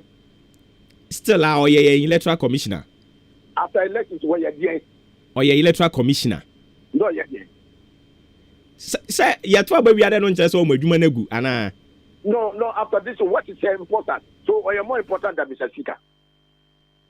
Oh, but say, per majority, one more elector, about mountain, so yeah, almost say, first in the history of Ghana, yen fourth republic, speakers are about Ghana, near one man with security personnel like Kosropa, Yura Alban Bagbin. Omubwa. Omakacho, how many security personnel Speaker Okwe have one office? Yakajero. The office in the field. The former Speaker, Mr. Honorable Aroma Okwe. Yamba was the number of security. But na military nim. Na military nim ana. This desperate MPP, almost too much. From the top person to down, MPP, almost too much. They lie too much without even respecting Ghanaians. A lot of the decisions are not iron throw. They're the same majority. Omuka say even Speaker Babi, you are elected. Mother, so what is happening? Speaker Babi, was he not elected? Maakye message to Bosu. Bosu, Speaker say, oh, you need Speaker, you are elected. You are not choosing. Blatant lies. Almost and they don't respect Ghanaians. Mukoye reckless policy. It is possible policy to tell we. Instead of burying your head in shame, now move back church local. They don't respect Ghanaians. Electoral committee and this the deputy now, Bossman Asade, who will fight. Who is Bossman Asade? Bossman Asade, where in the hierarchy of authority in Ghana, who is Bossman Asade? Yera, I don't know be more crack. Say, woman is speaker and Tiboni because even speaker cry, one much say, or to 2 crab or cry 1 crack, war conswa. Man adequate security protection. No, because chairman to be in the Constitution of the Republic. Say, speaker took an or crap president. Whatever. But say any constitution, Mukrana by convention, AFA. Convention. There's nothing but convention. Say, Speaker took an crap president. There's nothing conventional about it. Convention by the woman. Send the security who here, and as far as your speaker no or your minor asset. Look at the back and call of the president, share on money security. It's a constitutional specification. That the speaker must be protected. So the soldiers, any police do, and then Nana Kufa do there. Ghana police, any Ghana soldiers, and then Nana Kufa do property. For him to decide after what said, we have a BBA and you there, after we do them, and you the property. He is just a custodian. Ghanaians, Eddie man say, "She adia man, obi the adia man say, "She man wa enya udia." So Nana Akufo-Addo doesn't own Ghana police. He doesn't own Ghana military. He doesn't. He's just commander-in-chief because we're president at this one. Who they care? After this, the Ghanaians are in a hurry for him to even leave the scene. I see. After January 2025. Honorable way. But because let him call himself commander-in-chief again. Oh, I see. And honorable Honorable Mebao, 4 police. And the police, and you use them the way that you think you like. And they are not your property. The honorable 4 police officers are more speaker ne known residents. And I 3 police officers here, in the secretariat. 5 police officers here, a bit more in and around the office. Enough. Medical catch yourself. They start the numbers game. Even some of their ministers, common ministers who matter the number of soldiers they are 3, 4. So ministers who you are talking about the Speaker of Parliament, the 3rd highest person in this country. Okay, what are you talking about? And look at the timing. At this time. Master Medical said, Mr. Speaker, no call Bemakam. Wait, Mumra the office. And Speaker. And yes, Speaker, what throw as far back as January 20th or thereabout. 1 month class to Parliament. Cyril or Trauma Minister for Defense. And the letter is there. The letter is in the public domain. And Trauma Defense, Omu soldiers the buyer. Almost respected God, almost control too much, epic boy, almost control too much. And no, na ebi more kase na mo kasa di tia military force parliament there, enye military dia, na yekoda sori ya mo kro no e kire se afedi military enya dia no, mo san hia wo mo services emu nya na kakra. The military doesn't come into parliament. They come to perform duties to protect the speaker. Apart from speaker, ministers, they are not needed anywhere in Parliament. But they are protecting the speaker. So there's a difference. The military has no business coming into the chamber. The police has no business coming into the chamber. Like the illegitimate action they took on the 7th of January last year. So all those things need to be proved, and those who took that action should be brought to book. One day, they will answer for what they did. Because it was almost like a coup d'etat to bring the people into the chamber, to seize power in Parliament. What? But for the heroic resistance of NDC, and they were forced to withdraw. That was like a coup in Parliament. Another point I'm raising and say near cause mu de mu hu say a politically motivated. Adia chief of defense staff no ankasa na odi saadi abeto abonten so aban te ne baby den na mo drag aban di ne be wura meka say near cause die a politically motivated. I don't know more go straight to a chief of army staff who say defense staff. Since when the chief of army or chief of defense staff issue policy statements for the Ministry of Defense? Since when? Chief of defense staff, the head of the military. Does he take political control of the Ministry of Defense? When they exercise political control over the Ministry of Defense? And your minister. And your Minister of Defense. And since when we say military, they issue policy statements for the Ministry of Defense. And matter, it is under Abai.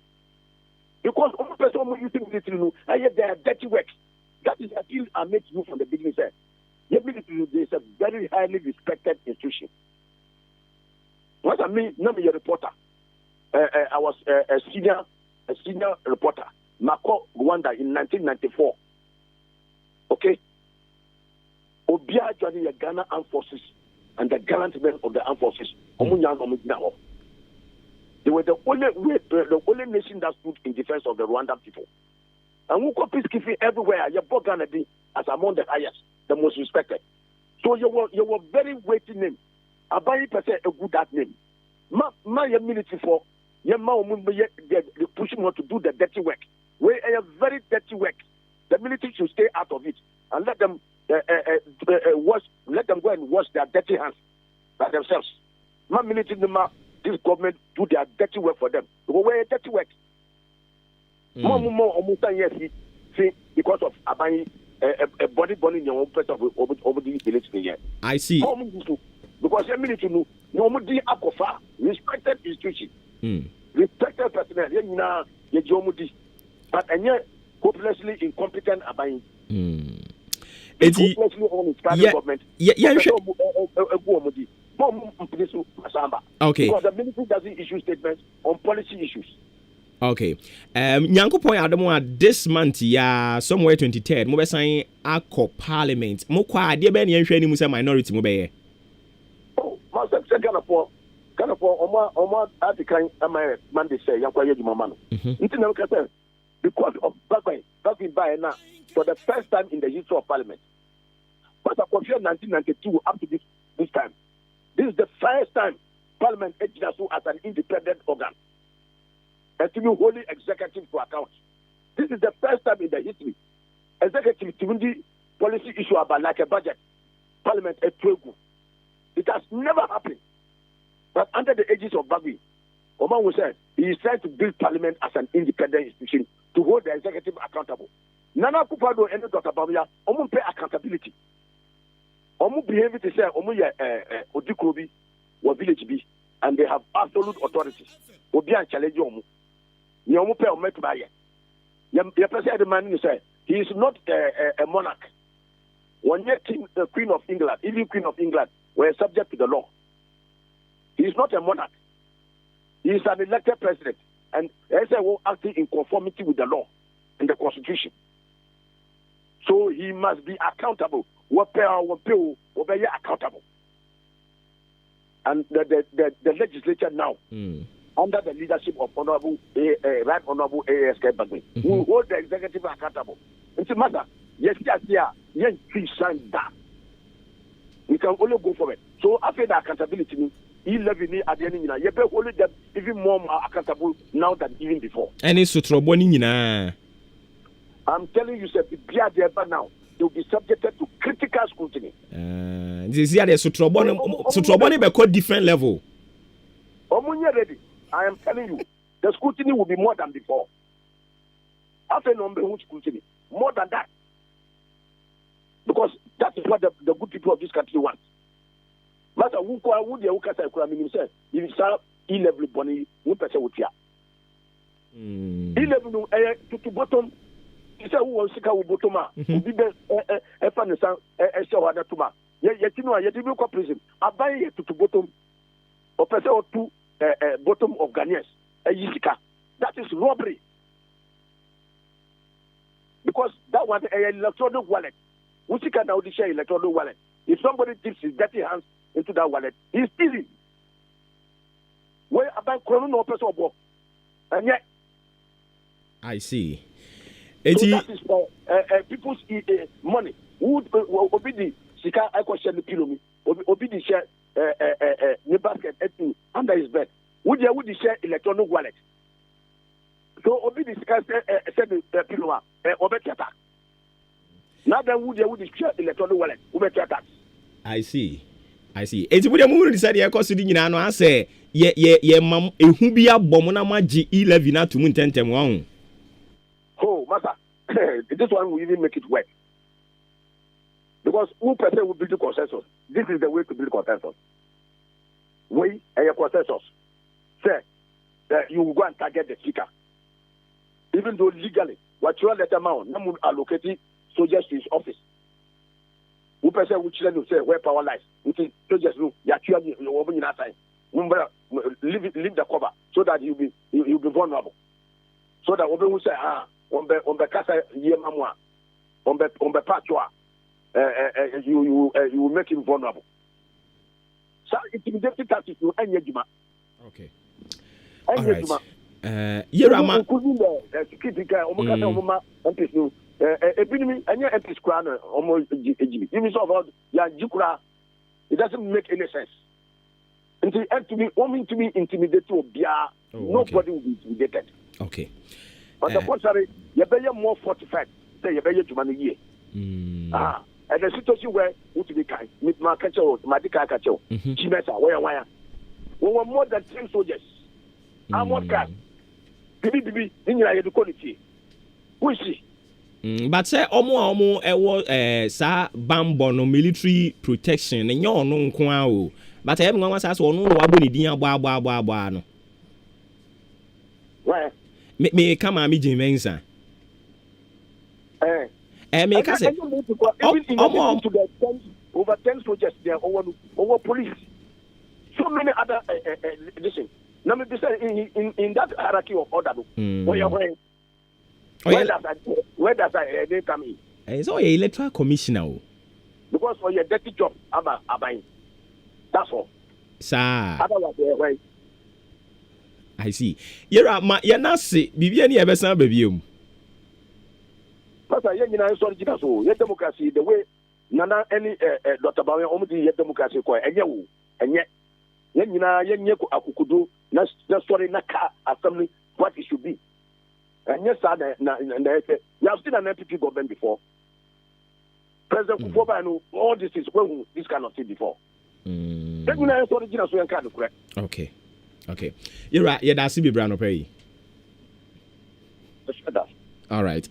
Edi ebusia for your ni honorable ABA Fuseni and ekotwetwe nkomo no Sagnarigu MP eno no oko ma imra shebe fia House Committee no or member sanso so na Privileges Committee no or member or ranking member Emma Committee on Communication and ekotwetwe nkomo no when it is coming it is doing ba na eyo. If I don't find Jennifer Blue 0594841044 0594841044 ni yankin kind kama emfa ema obetimi so adjourne yen social media handles ni na Facebook ewo AHENKAN933 FM sanso so na YouTube nso obetimi adjourne yen na odi wadwen kire no aba some 59 minutes into 8. Me bacho obetie we yama yen ye ba yen to aso bo we ni yen ko ai tiwe ma yen ye ba sisi ya. Wow, Kwame ni dressing the Obuo. She suit ni shirt baby asha no. We hu shoe no. Take a groomsman no cra. She say bibia is on point. Kwame de enya mo say share that ko wedding no shop no UK o. UK. St. Philip Enterprise no. Owo Kwame kuma circle he ya o. St. Philip Enterprise. E banu mema ni oma dia. Don't go there. Wo bet show designer shirts a papa mo feel. Enti wo so ma honya ha. Na kwaji St. Philip First Choice, Special Man, MK Classic, Deluxe, Unique, PN Design. Ni keka ho na nyina so your cotton slim fit designer shirt apapa bi open belt shoes material trousers jeans Lacoste and suits and your St. Philip Enterprise from Kruma Circle we Benkaneshi Trotro Station for front a overpass in channel Okanshi opposite Kani UT Bank and Atudu IRS building numu shop number 17 0244 147 212 and 0204 709 963 na we wholesale ni retailing nyina aya wokwa bisa St. Philip quality khaki trousers no and fit to say St. Philip Enterprise. Wow, who fintra? Hey Jack, into bookshop or pass what town and I won't catch him. Oh, Bloom's Bookshop and Trading Enterprise. Asemna Woken. Say it test books, exercise books, pen, pencil, eraser, adie bia e fa addition hono. Would we reach them Bloom's Bookshop and Trading Enterprise on Sabe Kabi. You will book no any free crutch, ecopim tertiary institutions in Engina. Anything sorry offices. And now we be bookshop kese and I will pay books in the gumwa. Also call on one sa ebe kabi. Kai, nation so. Say, ye turn in the doso poom, sanso, and I open back pa on sa ebitumiaka. Akim or down supermarket, ye need GCB Bank no, and a D and shady moon. Fraying was 0244 293632, and I say 0203 083031. Bloom's Bookshop and Trading Enterprise, mark of excellence.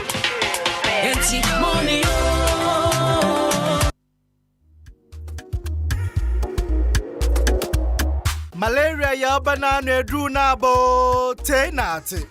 Fix Herbal, the Fix Mala mixture. Wa boni pitu, wa boni bede. Na otu malaria se prekupe na aba. Se wuti yo wenumato. Wa powder sisi wiye. Ako aspiti ana akwa ye test ma wosi enya malaria. Ma malaria nzi unye bio. For Fix Mala mixture na obama wa pomuzin prekupe. Kwa drugstore ana pharmacy shop ne benya Fix Mala mixture ato. Na se pendudu etwa ko Fix Herbal wo adenta kantamansu. Ana fre one wo 020-844-4442. 020-844-4442. Fix Mala mixture dri. Obi a wenyin san. Anorma bofraba enufu. Ana bofraba onzi mfidwe bien mfa. Fix Mala mixture. Enkratuyi FDA apenodo.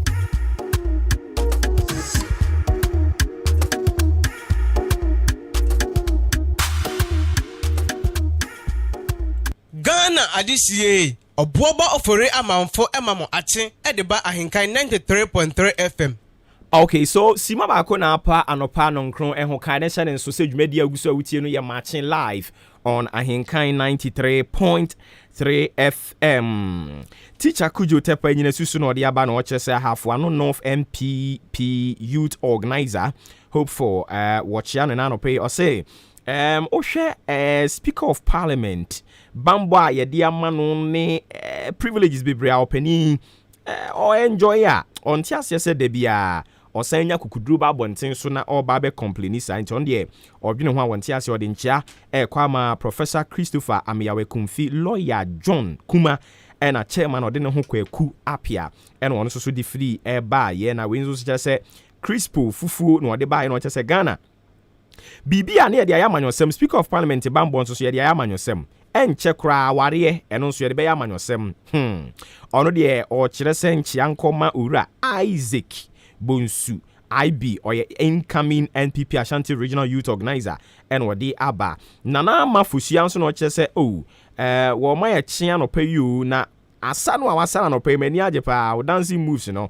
ekoyi papa koso a na ebo adwumaden me chia mo nyina nana mafusia ye da say for coming through with this message as a man and so Eddie free chronom no de buy no kire se omo market na nimu hono mo a breaking the 8 ya mo de ma no na aka no esu ne ban a moda na di ne no eno na be kire se ampa betimi break 8 no anase muntimi break 8 no wa kire se mampanya kufuado mo de mba wo bebo ne so e na Ghana fo behwe na se mo be break 8 no se mu break 8 no eno so atumi aye adwuma nti mu nyina mo nka mo hommom na mo moa omampanyini azema de odi efri kronom asantemante mu de bae no Haley Selassie so kire se patriotic voices go so no mo di free bae o kire se MPP party no monya very careful pa o ala ne ba wumia no amasha ase amoye ne saa no mo nkae a 2008 ABC saa pepepe ese nana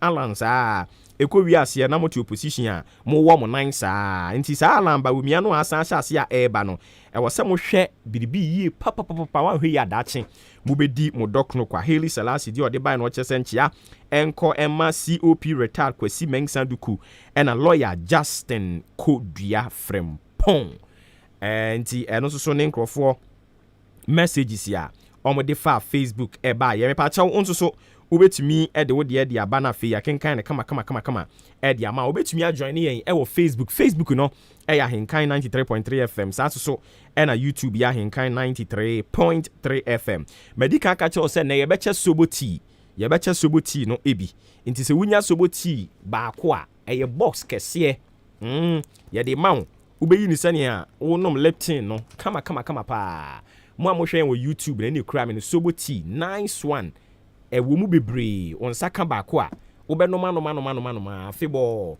me de wo ho nti won so me be chewubi ewi a na ya ton ne aka na ma wo so what yaze nti wadwe nche no so betumi dia fa normal message no so eye 0594 841044 0594841044 we edene de afa ho ba unfortunately do amfani di amfa nka ho obisame said aben na JHS fo no wo mo eko suku ohene ba aye bibie wo ho ye de be ma why My goodness. Gladys Ampabing Onyankopon wonhyira wo papa. Gladys Ampabing Endra swa shito pa ewurade Nyankopon. Enti shito ya beduri ma me antwiwa a wasene a wonso ye dokono. So ahu. They say shito na beduru. Gladys Ampabing adawro mo de shito ena ice cream ade ma ena wo de ba ye. Nyankopon wonhyira ne papa.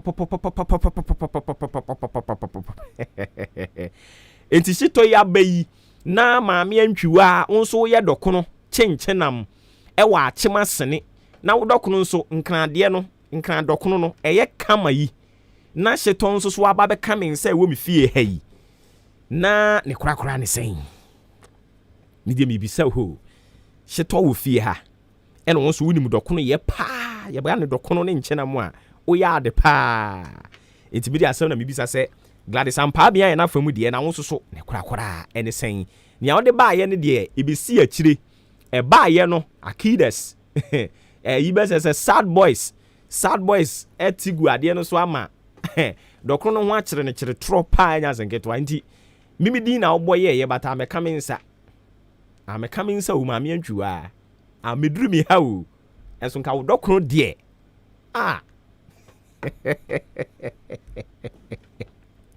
7 minutes after 9 live on AHENKAN933.3 FM.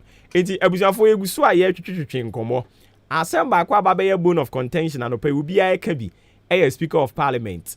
O se na yamani sojafo bi e bo ne ho ban asojafo no ya withdraw wo mo akofa nkomo ne tententi bebre di aba obi a kire na adwene. Onso so adwen kire ne san. Ususu se ehun hia se security personnel a ye di ama no so mo ne ho ban no ye be withdraw wo mo anase hu kra nhia because ade akwakoye sei okoye pe ye beka se mo de ayamanyosem na ade kra no munya mo adwuma a whole lot of things. Ya se de okokofa anwansena okofa ofrene sen ahwede ba afie no no wan ode nwansena nso ba afie se birebire amanka mane ma o wan kwankoyi sojafo ye mfa mfiri ne bambo ho aho ayimu a nko no nso won twero meto abontim nim so ono opekasa so atazie speaker yi ote osisi e ono opekasa ntini ya ama munya ade ye be mena kasa okasafuo bia nso kasa na ade ho so atazie okoto so bia no dendenden no okasa kasa ade no okasa ho ni hia no nti wo pe wasomdwe ne mfa nsa nkoka na mo so bidi bidi kam dum sakoka ene onipa no modi soja for the ama papa ya mo no mo ya dwuma 2021 ifri January bepim December ye share 2022 ya se no mahunu mfomso ewo security de ho 2022 na mo behunu mfomso na ifri 2021 no mo ya dwuma no bepim December de na mo hunu mfomso bia ahu nti to da bia ya na mo so ya sese mu jai kekre no a osade an ya hwan nsu bejai eya mo nsu munyai so ati ase munya titatete no yenya mo hwani uja titateta e beja hwani na mo dia bebe ye de oh masa se mo ti di ebief se ni kan o se so trobo na mo be ko different level nyame ya dom na mo san resume setting na so trobo no o se be ko different level kra nti kan ne ya bow suma e di bredi ka ho ase se ya de ayi saa de no mo de tikoko no mo friend is saying aso to mo de aso be se mo nsem to de nsa fa wafono ho a bo se ya be ho se de ya tete wani mu no o de mo ntena ho no mo aka mfie miensa ti mo be promo ho akum ho a o parliament wa ye se ya sem de am person we bi amonye we honyo we so honyo MPP honyo NDC honyo obi a na just person obe mafia no yonko mafia no so de munya yo na mafia no ede nsem bebre ne nam we person chese ono ne wotumi ono wo power we nso person chese okay ono wo power me so me wom numbers enti wo do power no eye ya woni mani nyina awie no beto me parliament ya na me so ma kire o se me nso me numbers na ne wo de ye pe enti formula is so mu use ni say speaker no so e ba sa ono won tena fa ko ene wo kokumase o tena wo ko boga adeche wo ko na vrungu adeche wo ko Dubai me fa ha mitie me ya me hwene nsem bebre ahu enti yabesre na kikiri na ekoso parliament na emwa mo munyai emwa mo hwe na munyai afi MPP fo no so ye frɛ mo mpeke na mo me respondi MPP mpanimfo no ya frɛ mo atwa afechewo no mo de mo no mo wa ban mu bia saa NDC ba ban mu a o pe o mo ama mo so abeyi nsɛm ano a o be bra de o mo to akro mo de alamba wumia so mo wani alamba wumia politics o ma so agumu no mo ni ani e na mo de abeyi nsɛm bia no ya from afra mo mfa MPP fo no ti mo kan kyerɛ mo mpanimfo no party bia ba ban mu a no why stubborn party bia ba ban mu a no why stubborn NDC wa ban mu saa obe from afra abumu awo we mu so ba ye wa mu susu usia na ye Ghana fo ye all of your citizens no ye bokala yellow green ria amanga yellow ria amanga baby yegina na yegina nti say green berry say blue berry ye bokala yellow nti ni owie bia mfa ye ho nti mon kan kire mo mpanimfo na MPP mfo no mpanimfo no ya abo abia samwa ono abo dwombu edum ya frɛ mo afra mon kan kire wo mo ani mpanimfo bi ekeka ho no nkire wo mo o me responde ebi efuse ni wa betu agum to am responde am ntimi nya wadwuma ma wo bra be wadwuma etua moka timu mra me yesu adwuma ene adidija nti ufre we ya we so nkasa ufre we ya we so nkasa adidija nti amuna obehie obi ya ne wamuna because adidija ne amuna ne nam mo ba ban mu mo de munya botre ye ba ye nche obi abedibi emfie sanie obi anya nibi nti party communicators ne kwa from ano mo twetwe mo ho ekom de no into why dem ba be defend the party no kure kama say ye ka kire wa wo se wabufo pom papai no kure kama no kure de say ye ka kire wa wo se nya wo de etisa wonyon wodi amontena ho first semester second semester edin sem bebre dia bagana fo bebre no akere so monte ase se first semester e sha ase January ni akowie June second e sha ase July ni akowie December enkwala nkete o mo crèche no mo kwotena school dem 7 am o mo be pon age se 4 aden me kai time an yen ko school ni esua de o bi say na wu sua de akotu kwa me nkroma na enkwala no mu sua de akwahia o ma be kan de e free sa 7 am e kopim 4 am no enya de sua nko a mu betimi engage nkwala no wo other activities yen ko school yese ye wo sports time wo sports time ni duru kra mpo na wo ye prefect no ko bo bell say yen ko for sports headmaster di mongo dem no a shatamu no masa akọ classrooms into we o ma be kan de day o ma be kan but say de be adwuma say sports time aso nkwala ni mpie entertainment aso nkwala ni mpie no eno so a topic for another discussion for another day into ade ne de o mo de bomb de be kama but akola ko tena school dem 7 to 4 minisani adan empeni for mo hwe na mo nya bibi fanfa ho